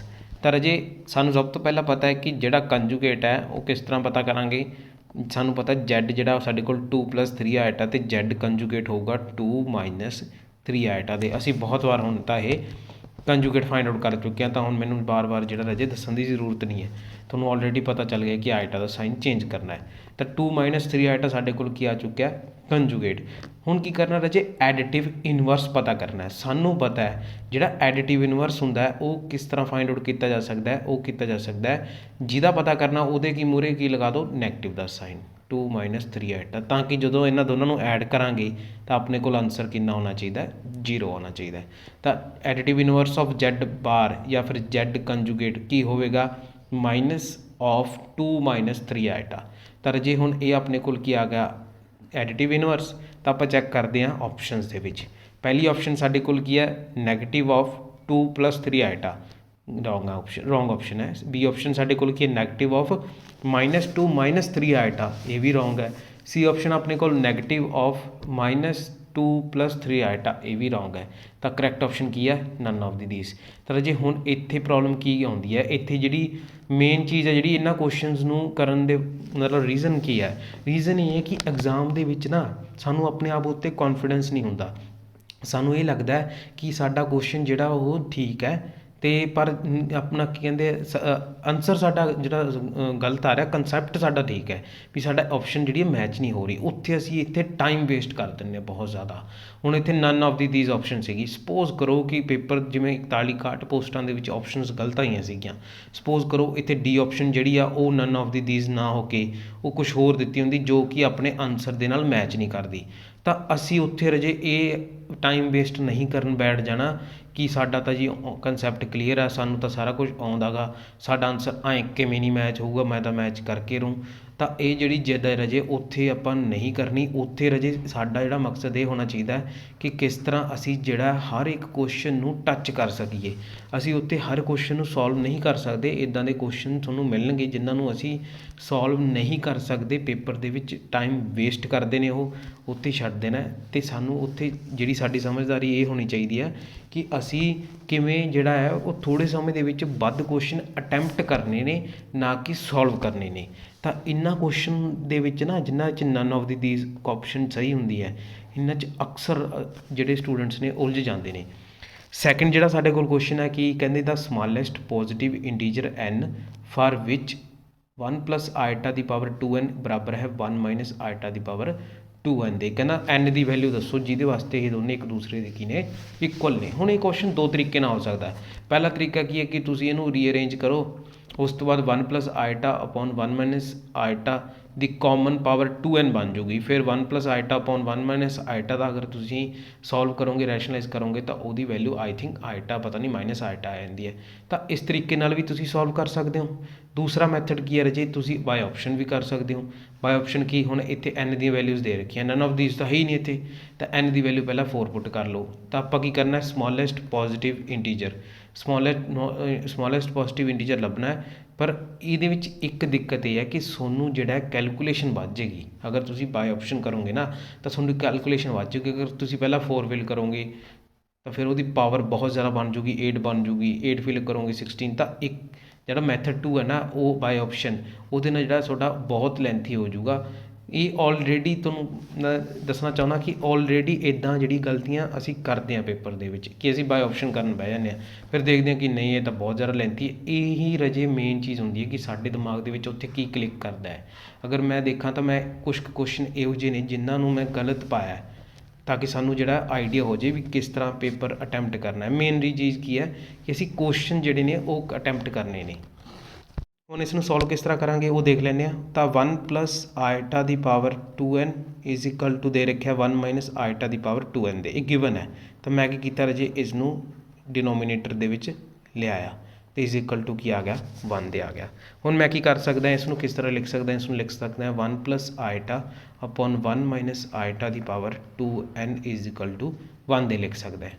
ਫਿਰ ਉਸ ਤੋਂ ਬਾਅਦ ਕੀ ਹੋਊਗਾ ਰਾਜੇ, ਉਸ ਤੋਂ ਬਾਅਦ ਸਾਡੇ ਕੋਲ ਕੀ ਹੈ, ਅਸੀਂ ਕੀ ਕਰ ਸਕਦੇ ਹਾਂ, ਇਹਨੂੰ ਮਲਟੀਪਲਾਈ ਕਰ ਸਕਦੇ ਹਾਂ ਅਤੇ ਡਿਵਾਈਡ ਕਰ ਸਕਦੇ ਹਾਂ ਇਸ ਟਰਮ ਨੂੰ 1 ਮਾਈਨਸ ਆਇਟਾ ਦੇ ਕੰਜੂਗੇਟ ਦੇ ਨਾਲ, ਜਾਂ ਫਿਰ ਕਹਿ ਸਕਦੇ ਹਾਂ ਅਸੀਂ ਕੀ ਕਰ ਸਕਦੇ ਹਾਂ, ਰੈਸ਼ਨਲਾਈਜ਼। ਤਾਂ 1 plus iota upon 1 minus iota into 1 plus iota upon 1 plus iota ਦੀ ਪਾਵਰ ਕਿੰਨੀ ਹੈ, 2n ਦੇ ਬਰਾਬਰ ਕਿਹਦੀ ਹੈ, 1 ਦੇ। ਸਾਡੇ ਕੋਲ ਰਾਜੇ ਕਿੰਨਾ ਆ ਗਿਆ, ਉੱਪਰ ਆ ਗਿਆ 1 ਪਲੱਸ ਆਇਟਾ ਦਾ ਹੋਲ ਸਕੇਅਰ, ਨੀਚੇ ਕਿੰਨਾ ਆ ਗਿਆ ਸਾਡੇ ਕੋਲ 1 ਸਕੇਅਰ ਪਲੱਸ 1 ਸਕੇਅਰ, ਤਾਂ ਕਿੰਨਾ ਆ ਗਿਆ 2 ਆ ਗਿਆ ਨੀਚੇ। ਉੱਪਰ ਆ ਗਿਆ ਰਾਜੇ 1 ਪਲੱਸ ਆਇਟਾ ਦਾ ਹੋਲ ਸਕੇਅਰ ਆ ਗਿਆ ਆਪਣੇ ਕੋਲ, ਅਤੇ ਉਹਨੂੰ ਕੀ ਕਰਾਂਗੇ, ਸੋਲਵ ਓਪਨ ਕਰਾਂਗੇ 1 ਸਕੇਅਰ ਪਲੱਸ ਆਇਟਾ ਸਕੇਅਰ ਪਲੱਸ 2 ਆਇਟਾ, ਤਾਂ ਆਇਟਾ ਸਕੇਅਰ ਕਿੰਨਾ ਹੁੰਦਾ ਆਪਣੇ ਕੋਲ -1, ਤਾਂ ਕੈਂਸਲ ਆਊਟ ਹੋ ਜਾਊਗਾ, ਤਾਂ ਆਪਣੇ ਕੋਲ ਕੀ ਬਚਿਆ 2 ਆਇਟਾ ਬਚ ਗਿਆ। ਹੁਣ ਉੱਪਰ ਕੀ ਬਚਿਆ ਰਾਜੇ ਆਪਣੇ ਕੋਲ 2 ਆਇਟਾ, ਤਾਂ ਕੈਂਸਲ ਆਊਟ ਹੋ ਕੇ ਕਿੰਨਾ ਆ ਗਿਆ, ਆਇਟਾ ਆ ਗਿਆ। ਉੱਪਰ ਪਾਵਰ ਕਿੰਨੀ ਹੈ 2n ਇਜ਼ ਇਕੁਅਲ ਟੂ 1 ਆਪਣੇ ਕੋਲ ਦੇ ਰੱਖਿਆ ਗਾ। ਹੁਣ ਰਾਜੇ ਆਪਾਂ ਨੂੰ ਜਿਹੜੀ ਆਇਟਾ ਦੀ ਪਾਵਰ ਹੈ ਉਹ ਕਿੰਨੀ ਆ ਗਈ, 2n ਆ ਗਈ, ਅਤੇ ਬਰਾਬਰ ਕਿਹਦੇ ਆ ਗਿਆ, 1 ਦੇ। ਆਇਟਾ ਦੀ ਪਾਵਰ ਕਿੰਨੀ ਆ ਗਈ 2n, ਅਤੇ ਬਰਾਬਰ ਕਿਹਦੇ ਆ ਗਿਆ, 1 ਦੇ। ਰਾਜੇ ਹੁਣ ਆਪਾਂ ਇੱਥੋਂ ਜਿਹੜੀ ਹੈ ਉਹ n ਦੀ ਵੈਲਿਊ ਫਾਈਂਡ ਆਊਟ ਕਰਨੀ ਹੈ। ਦੇਖ ਲਓ ਆਪਾਂ ਸਿੰਪਲੀਫਾਈ ਕੀਤਾ ਜਸਟ ਕੁਐਸਚਨ ਨੂੰ, ਸਿੰਪਲੀਫਾਈ ਕਰਕੇ ਆਪਣੇ ਕੋਲ ਆਇਟਾ ਬਚ ਗਿਆ, ਉਹਦੀ ਪਾਵਰ 2n ਅਸੀਂ ਨਾਲ ਲਗਾਉਂਦੇ ਆਏ। ਤਾਂ ਹੁਣ n ਜਿਹੜੀ ਹੈ ਵੈਲਿਊ ਉਹਦੀ ਹੈ ਉਹ ਆਪਾਂ ਉਹ ਲੈਣੀ ਹੈ, ਸਮੋਲੈਸਟ ਪੋਜ਼ੀਟਿਵ ਇੰਟੀਜਰ ਲੈਣੀ ਹੈ ਜਿਹੜੀ ਆਪਣੇ ਕੋਲ ਸਮੋਲੈਸਟ ਇੰਟੀਜਰ ਪਾਵਰ ਹੋਵੇ। ਹੁਣ 1 ਦੀ ਜਗ੍ਹਾ 'ਤੇ ਆਪਾਂ ਨੂੰ ਪਤਾ ਕੀ ਲਿਖ ਸਕਦੇ ਹਾਂ, 1 ਦੀ ਜਗ੍ਹਾ 'ਤੇ ਅਸੀਂ ਲਿਖ ਸਕਦੇ ਹਾਂ ਆਇਟਾ ਦੀ ਪਾਵਰ 4, ਤਾਂ 2n ਕਿੰਨਾ ਆ ਗਿਆ ਆਪਣੇ ਕੋਲ 4, ਅਤੇ n ਕਿੰਨਾ ਆ ਗਿਆ ਆਪਣੇ ਕੋਲ 2 ਦੇ ਬਰਾਬਰ ਆ ਗਿਆ। ਤਾਂ ਡੀ ਆਪਸ਼ਨ ਜਿਹੜੀ ਆਪਣੀ ਇੱਥੋਂ ਆ ਗਈ। ਤਾਂ ਰਾਜੇ ਗਲਤੀ ਨਹੀਂ ਕਰਨੀ, ਇਹਨੂੰ ਮੈਥਡ 2 ਨਾਲ ਨਹੀਂ ਕਰਨ ਬਹਿ ਜਾਣਾ। ਇੱਥੇ ਜਿਹੜੀ ਆ n ਦੀ ਵੈਲਿਊ ਜਿਹੜੀ ਆ ਉਹ ਆਪਸ਼ਨ ਨਹੀਂ ਕਰ ਸਕਦੇ, ਬਾਏ ਆਪਸ਼ਨ ਨਹੀਂ ਭਰਨ ਬਹਿ ਜਾਣੀ। ਬਾਏ ਆਪਸ਼ਨ ਵੀ ਕਰ ਸਕਦੇ ਹਾਂ, ਲੇਕਿਨ ਜੇ ਤੁਸੀਂ ਕਰੋਗੇ ਤਾਂ ਉੱਥੇ ਸਿਰਫ ਇਹੀ ਕੁਐਸਚਨ ਜਿਹੜਾ ਹੱਲ ਹੋ ਪਾਊਗਾ, ਦੂਜੇ ਕੁਐਸਚਨ ਫਿਰ ਆਪਾਂ ਰਹਿਣ ਨਹੀਂ ਦੇਵਾਂਗੇ। ਇਹ ਕੁਐਸਚਨ ਨੂੰ ਆਪਾਂ ਉੱਥੇ ਹੱਲ ਜਿਹੜਾ ਚਾਹ ਕੇ ਵਧੀਆ ਤਰੀਕੇ ਨਾਲ ਕਰ ਲਵਾਂਗੇ। ਠੀਕ ਹੈ ਜੀ, ਫਿਰ ਇਹੀ ਆਪਾਂ ਨੂੰ ਜਿਹੜੇ ਆ ਉਹ ਨੰਬਰ ਦੇ ਦੇਣਗੇ। ਇਹਨੂੰ ਕੁਐਸਚਨ ਨੂੰ ਦੇਖ ਕੇ ਵੀ ਬੱਚੇ ਨੇ ਸਾਰਾ ਕੁਐਸਚਨ ਹੱਲ ਕੀਤਾ ਅਤੇ ਇਹਨੂੰ ਦੇਖ ਕੇ ਜਿਹੜੇ ਆ ਬੱਚੇ ਨੂੰ ਨੰਬਰ ਦਿੱਤੇ ਜਾਣ। ਤਾਂ ਇਹ ਚੀਜ਼ ਦਾ ਧਿਆਨ ਰੱਖਣਾ, ਉੱਥੇ ਜਜ਼ਬਾਤੀ ਨਹੀਂ ਹੋਣਾ। ਉੱਥੇ ਅਸੀਂ ਇਸ ਚੀਜ਼ ਤੋਂ ਮਤਲਬ ਰੱਖਣਾ ਵੀ ਸਾਡਾ ਕੁਐਸਚਨ ਹੱਲ ਹੋਇਆ, ਬਸ ਅੱਗੇ ਵੱਧ ਜਾਓ। ਇਮੋਸ਼ਨਲ ਨਹੀਂ ਹੋ ਜਾਣਾ ਕਿ ਹਾਏ ਮੇਰਾ ਕੁਐਸਚਨ ਬਹੁਤ ਸੋਹਣਾ ਆ ਗਿਆ ਅਤੇ ਬਸ ਇਹੀ ਹੈ ਅਤੇ ਇਹਨੂੰ ਮੈਂ ਛੱਡਣ ਨਹੀਂ, ਇੱਦਾਂ ਦਾ ਕੁਛ ਵੀ ਨਹੀਂ ਹੈ ਰਾਜੇ। ਉੱਥੇ ਜਸਟ ਆਪਾਂ ਕੁਐਸਚਨ ਸੋਲਵ ਕਰਨਾ ਹੈ, ਨਾਲ ਦੀ ਨਾਲ ਦਿਮਾਗ 'ਚੋਂ ਕੱਢ ਮਾਰਨਾ ਉਹਨੂੰ ਅਤੇ ਅਗਲੇ ਕੁਐਸਚਨ ਵੱਲ ਫਟਾਫਟ ਚੱਲਣਾ ਹੈ। 21ਵਾਂ ਕੁਐਸਚਨ ਦੇਖ ਲੈਂਦੇ ਹਾਂ। 21ਵਾਂ ਕੁਐਸਚਨ ਜਿਹੜਾ ਥੋੜ੍ਹਾ ਡਿਟਰਮੀਨੈਂਟ ਨਾਲ ਰਿਲੇਟਡ ਹੈ। ਤਾਂ ਡਿਟਰਮੀਨੈਂਟ ਆਲਰੇਡੀ ਅਸੀਂ ਕੀਤਾ ਹੋਇਆ ਛੋਟੀ ਕਲਾਸਿਸ ਦੇ ਵਿੱਚ ਵੀ, ਬੱਚਿਆਂ ਨੂੰ ਅਸੀਂ ਪੜ੍ਹਾਉਂਦੇ ਹਾਂ ਕਿ 11th ਜਾਂ 12th ਦੇ ਵਿੱਚ ਡਿਟਰਮੀਨੈਂਟ ਦੇ ਬਾਰੇ। ਤਾਂ ਆਪਾਂ ਕੀ ਕਰਦੇ ਸੀ, ਪਲੱਸ ਮਾਈਨਸ ਪਲੱਸ ਇੱਦਾਂ ਲਿਖ ਲੈਂਦੇ ਸੀਗੇ। ਹੁਣ ਆਪਾਂ ਨੂੰ ਕੀ ਹੈ, ਇੱਥੇ ਡਿਟਰਮੀਨੈਂਟ ਦੇ ਵਿੱਚ ਕੰਪਲੈਕਸ ਨੰਬਰ ਦੇ ਰੱਖਿਆ, ਇਮੈਜਨਰੀ ਟਰਮਸ ਦੇ ਰੱਖੀਆਂ ਨੇ। ਤਾਂ ਅਸੀਂ ਕਿਸ ਤਰ੍ਹਾਂ ਸੋਲਵ ਕਰਾਂਗੇ, ਉਸੇ ਤਰ੍ਹਾਂ ਹੀ 6 ਆਇਟਾ ਲੈ ਲਿਆ। ਉਸ ਤੋਂ ਬਾਅਦ ਆਪਾਂ ਕੀ ਕਰਾਂਗੇ 3 ਆਇਟਾ ਜਿਹੜਾ ਸਾਡੇ ਕੋਲ ਇੰਟੂ ਕੀ ਕਰਾਂਗੇ ਆਇਟਾ ਦੇ 6 ਆਇਟਾ ਲੈ ਲਿਆ। ਫਿਰ ਉਸ ਤੋਂ ਬਾਅਦ ਕੀ ਕਰਾਂਗੇ 3 ਆਇਟਾ ਇੰਟੂ ਆਇਟਾ ਮਾਈਨਸ, ਇਹਨੂੰ ਬਰੈਕਟ 'ਚ ਲਿਖ ਲਓ ਰਾਜੇ, ਮਾਈਨਸ ਕੀ ਕਰਾਂਗੇ 3 ਇੰਟੂ -1 ਦੇ ਬਰੈਕਟ ਕਲੋਜ਼। ਫਿਰ ਕੀ ਆਊਗਾ ਮਾਈਨਸ, ਅਤੇ 3 ਆਇਟਾ ਨਾਲ ਆਲਰੇਡੀ ਮਾਈਨਸ ਆ, ਇਸ ਕਰਕੇ ਮੈਂ ਕੀ ਕਰ ਲਿਆ +3 ਆਇਟਾ ਲਿਖ ਲਿਆ। ਆਹ ਮਾਈਨਸ ਅਤੇ ਆਹ ਮਾਈਨਸ ਕੀ ਹੋ ਗਏ, ਪਲੱਸ ਹੋ ਗਏ ਸਾਡੇ ਕੋਲ, ਇਸ ਕਰਕੇ ਮੈਂ +3 ਆਇਟਾ ਜਿਹੜਾ ਉੱਥੇ ਪਹਿਲਾਂ ਹੀ ਲਿਖ ਲਿਆ, ਆਹ ਮਿਟ ਗਿਆ। ਉਸ ਤੋਂ ਬਾਅਦ ਅਜੇ ਆਪਣੇ ਕੋਲ ਕੀ ਆ ਗਿਆ ਹੈਗਾ, ਅੰਦਰ ਕੀ ਲਿਖਾਂਗੇ ਇਸ ਤੋਂ ਬਾਅਦ 4 ਆਇਟਾ, 4 ਇੰਟੂ ਆਇਟਾ ਜਾਂ 4 ਆਇਟਾ, ਅਤੇ ਆਪਣੇ ਕੋਲ ਕੀ ਆ ਜਾਊਗਾ +20 ਦੇ। ਆਹ -1 ਹੈ ਅਤੇ ਆਹ 20 ਹੈ, -20, ਅਤੇ तो जो आप इस तरह मल्टीप्लाई करते हैं तो माइनस ना मल्टीप्लाई करते हैं तो -1 तो माइनस की हो गए +20 हो गई तो +1 आ गया। उस तो बाद 1 ले लेना है, फिर की करांगे आप 4 × 3 12 -3 आएटा इंटू 20 कितना आ गया 60 आएटा। उस तो बाद जी की आऊगा अपने को 6 आएटा तो अंदर की आ गया अपने को 3 आएटा स्केयर -3 आएटा तो आवला माइनस की बन गया अपने को +3। जो असी आएटा ओपन करांगे अपने को -3 बन जू +3 तो -3 कैंसल आउट 0 हो गया, आ भी की हो गया 0 ही हो गया। तो जी अपने को आ तो टर्म जी है खत्म हो गई पूरी की पूरी आवली सारी 6 आएटा के नाल ये तो बन गया अपने को 0। नैक्सट देख लें 4 आएटा +20 अंदर मल्टीप्लाई करते हैं 3 आएटा इंटू 4 आएटा 12 आएटा स्केयर। नैक्सट की आ गया अपने को 60 आएटा इनू सॉल्व करके। चलो जी नैक्सट की अपने को +12 -60 आएटा तो जे ये तो अपने को 60 आएटा ना 60 आएटा कैंसल आउट हो गया तो आएटा स्केयर की जगह तो आप लिखांगे -1 तो अपने को की बचा -12 +12 = 0 दे। तो जे अपने कोल जिहड़ा डिटरमीनेंट है जिहदे असी कंपलैक्स नंबर साडे कोल sorry complex number imaginary numbers दे रखे सीगे तो उहदे विच असी डिटरमीनेंट नूं जदों सॉल्व आउट किया तो साडे कोल जिहड़ा डिटरमीनेंट है उहदी वैल्यू कितनी आ चुकी है 0 आ चुकी है। डिटरमीनेंट कितना आ गया अपने को 0 आ चुका है तो 0 किस दे बराबर आ गया a + आएटा b दे। ये आपां नूं गिवन सी भी डिटरमीनेंट की जो वैल्यू आऊगी ना वो काहदे बराबर होगी a + आएटा b दे। तो डिटरमीनेंट अपने को कितना आ गया वो आ गया 0 काहदे बराबर है a + आएटा b दे। तो 0 आपां नूं पता की हुंदा है कंपलैक्स नंबर हुंदा है 0 + 0 आएटा भी इसनूं लिख सकते हैं a + आएटा b दे इक्वल। तो इतों कंपेयर करके रियल तो इमैजिनरी पार्ट में ए कितना आ गया 0 बी कितना आ गया 0 तो डी ऑप्शन जी साड़ी करैक्ट इत्थे हो जाएगी। 22वां क्वेश्चन रजे साडे कोल की है 22वां क्वेश्चन है कि which of the following is correct statement. जिहड़ा 22nd क्वेश्चन है रजे बड़ा ही आसान नज़र आता है लेकिन ये क्वेश्चन जिहड़ा है वो थोड़ा जा ना समझदारी नाल करन वाला है। आपां नूं की लगदा है असी पढ़िया सीगा कि बई जिहड़े दो कंपलैक्स नंबर ने वो जां तां की हो सकते हैं एक दूसरे के इक्वल हो सकते हैं तो या फिर इक्वल नहीं हो सकते। ये दो ही अपने कोल पॉसिबिलिटियां सीगियां या फिर आप कह सकते हैं मीनिंगफुल गल्लां सीगियां इनइक्वैलिटी दे विच। जदों आप इनइक्वैलिटी की गल करते हैं तो आप कह Z1 > Z2 या फिर Z1 < Z2 has no meaning भी इसका कोई मतलब नहीं है। इसका कोई मतलब नहीं है कि Z1 जो Z2 तो वड्डा है या फिर आप कहिए Z1 जो Z2 तो छोटा है। असी कहांगे कि या तो Z1 Z2 के बराबर होगा या फिर Z1 Z2 के बराबर नहीं होगा। लेकिन तुसी इत्थे अगर ऑप्शनस जिहड़ियां ने रजे वो ध्यान नाल देखो तो ऑप्शनस दे विच ही आपां नूं जिहड़ा हैगा थोड़ा जिहा झोल किया होया कपला किया होया की हैगा कि कहते 7 + 3 आएटा वो ग्रेटर दैन 2 + 4 आएटा नालों मतलब Z1 जो Z2 दे नालों ग्रेटर है। तो यह कि आपको पता मीनिंगलैस है मीनिंगफुल नहीं है इनइक्वैलिटी फुलफिल नहीं कर देगी। उस तो बाद बी ऑप्शन जी है जिहदे सब तो वध बच्चे जोड़े ने फसते हैं सब तो वध गलतियां जी बी ऑप्शन च होंदियां ने। वो कहते जी Z1 = Z2 असीं ऐ लिख लिया तो इनू बी नू टिक करता। हुण मैं इत्थे एक गल दसनी चाहुंदा रजे कि Z1 = Z2 का मतलब की है पहला वो समझ लो तो Z1 ≠ Z2 का मतलब की है वह भी समझ लो। इत्थे जिहड़ा Z1 = Z2 जो लिखा जाता ना जो असीं कहने कि भाई Z1 तो Z2 एक दूसरे के बराबर ने तो उदों की मतलब होंदा है। सपोज अपने कोल Z1 जिहड़ा रजे वो x1 + आएटा 1 है। मैं तुहानूं दस रहा कि यदा मतलब की होंदा है। Z2 जिहड़ा x2 + आएटा y2 है। हुण वो कहंदे Z1 Z2 के बराबर कदों होएगा इफ एंड ओनली इफ।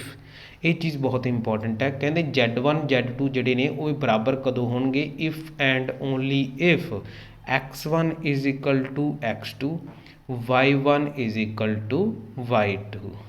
जे कहते रियल पार्ट ऑफ Z1 बराबर होएगा रियल पार्ट ऑफ Z2 दे इमैजिनरी पार्ट ऑफ Z1 बराबर होएगा इमैजिनरी पार्ट ऑफ Z2 दे तां जाके वो दोने जिहड़े ने बराबर होणगे मन्ने जाणगे नहीं तो वह मन्ने नहीं जाणगे।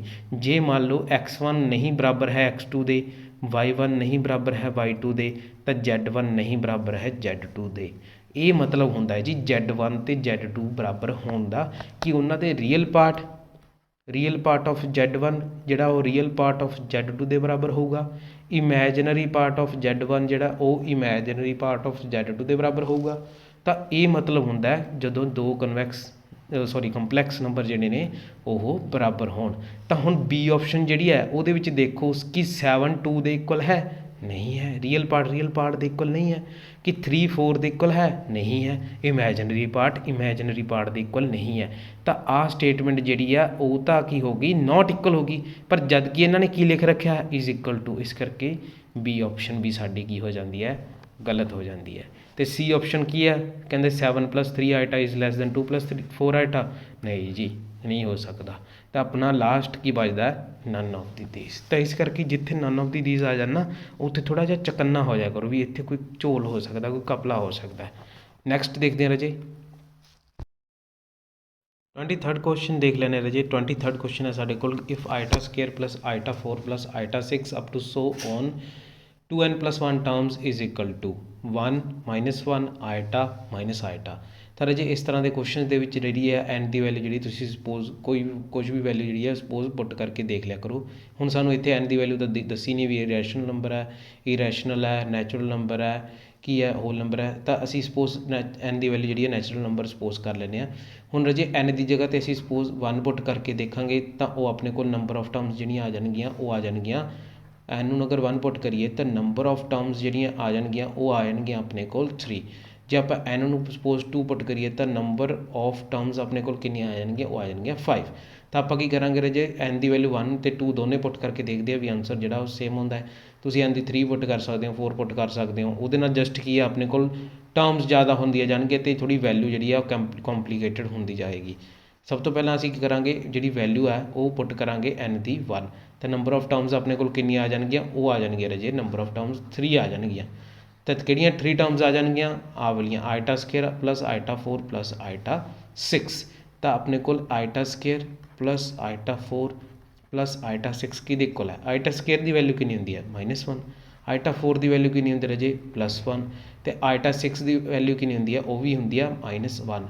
ਆਈਟਾ 6 ਕਿਉਂਕਿ ਬਰਾਬਰ ਹੁੰਦਾ ਹੈ ਆਈਟਾ ਸਕੇਅਰ ਦੇ। ਤਾਂ ਆਪਣੇ ਕੋਲ ਕਿੰਨਾ ਆ ਗਿਆ ਰਾਜੇ, -1 ਆਨਸਰ ਆ ਗਿਆ ਆਪਸ਼ਨ ਬੀ। ਨੈਕਸਟ ਜਿਹੜਾ 24th ਕੁਐਸਚਨ ਹੈ, ਇਹ ਜਸਟ ਮੈਂ ਤੁਹਾਨੂੰ ਦੱਸੂਗਾ ਵੀ ਕਿਸ ਤਰ੍ਹਾਂ ਸੋਲਵ ਕਰਨਾ ਹੈ। ਕੈਲਕੂਲੇਸ਼ਨ ਤੁਸੀਂ ਖੁਦ ਸੋਲਵ ਕਰਨੀ ਹੈ ਰਾਜੇ।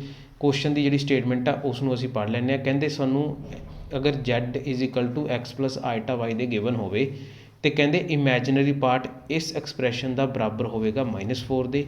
ਅਤੇ ਅਸੀਂ ਫਾਈਂਡ ਕਰਨਾ ਲੋਕਸ ਆਫ Z ਨੂੰ, ਵੀ ਉਹ ਪੈਰਾਬੋਲਾ ਹੈ, ਸਟ੍ਰੇਟ ਲਾਈਨ ਹੈ, ਸਰਕਲ ਹੈ ਕਿ ਐਲਿਪਸ ਹੈ। ਤਾਂ ਹੁਣ ਸਾਨੂੰ ਆਪਾਂ ਨੂੰ ਪਤਾ ਹੈ ਕਿ ਇਮੈਜਨਰੀ ਪਾਰਟ ਕਿਸੇ ਵੀ ਕੰਪਲੈਕਸ ਨੰਬਰ ਦਾ ਕੀ ਹੁੰਦਾ, ਉਹ ਹੁੰਦਾ ਹੈ y। ਸਪੋਜ਼ ਆਪਣੇ ਕੋਲ Z ਹੈ x + ਆਈਟਾ y, ਜਾਂ ਫਿਰ Z ਜੇ ਆਪਣੇ ਕੋਲ a + ਆਈਟਾ b ਮੰਨ ਲਈਏ ਤਾਂ ਇਮੈਜਨਰੀ ਪਾਰਟ ਆਫ Z ਜਿਹੜਾ ਹੋਊਗਾ ਰਾਜੇ ਉਹ ਹੋਊਗਾ b, ਜੋ ਆਈਟਾ ਦੇ ਨਾਲ ਲੱਗੀ ਹੁੰਦੀ ਟਰਮ, ਉਸ ਨੂੰ ਅਸੀਂ ਇਮੈਜਨਰੀ ਪਾਰਟ ਜਿਹੜਾ ਕਹਿੰਦੇ ਹੁੰਦੇ ਹਾਂ। ਤਾਂ ਰਾਜੇ ਹੁਣ ਆਪਾਂ ਕੀ ਕਰਨਾ ਹੈ, ਆਪਾਂ ਪਤਾ ਕਰਨਾ ਹੈ ਇਮੈਜਨਰੀ ਪਾਰਟ ਨੂੰ ਕਿਹਦੇ Z-1/2Z + 1 ਦੇ। ਜੇ ਆਪਾਂ ਇਮੈਜਨਰੀ ਪਾਰਟ ਪਤਾ ਕਰ ਲਿਆ ਉਹਨੂੰ ਪੁੱਟ ਕਰ ਦਾਂਗੇ -4 ਦੇ ਇਕੁਅਲ, ਜੋ ਕਿ ਸਾਨੂੰ ਗਿਵਨ ਹੈ, ਤਾਂ ਆਪਣੇ ਕੋਲ ਆਨਸਰ ਆ ਜਾਵੇਗਾ।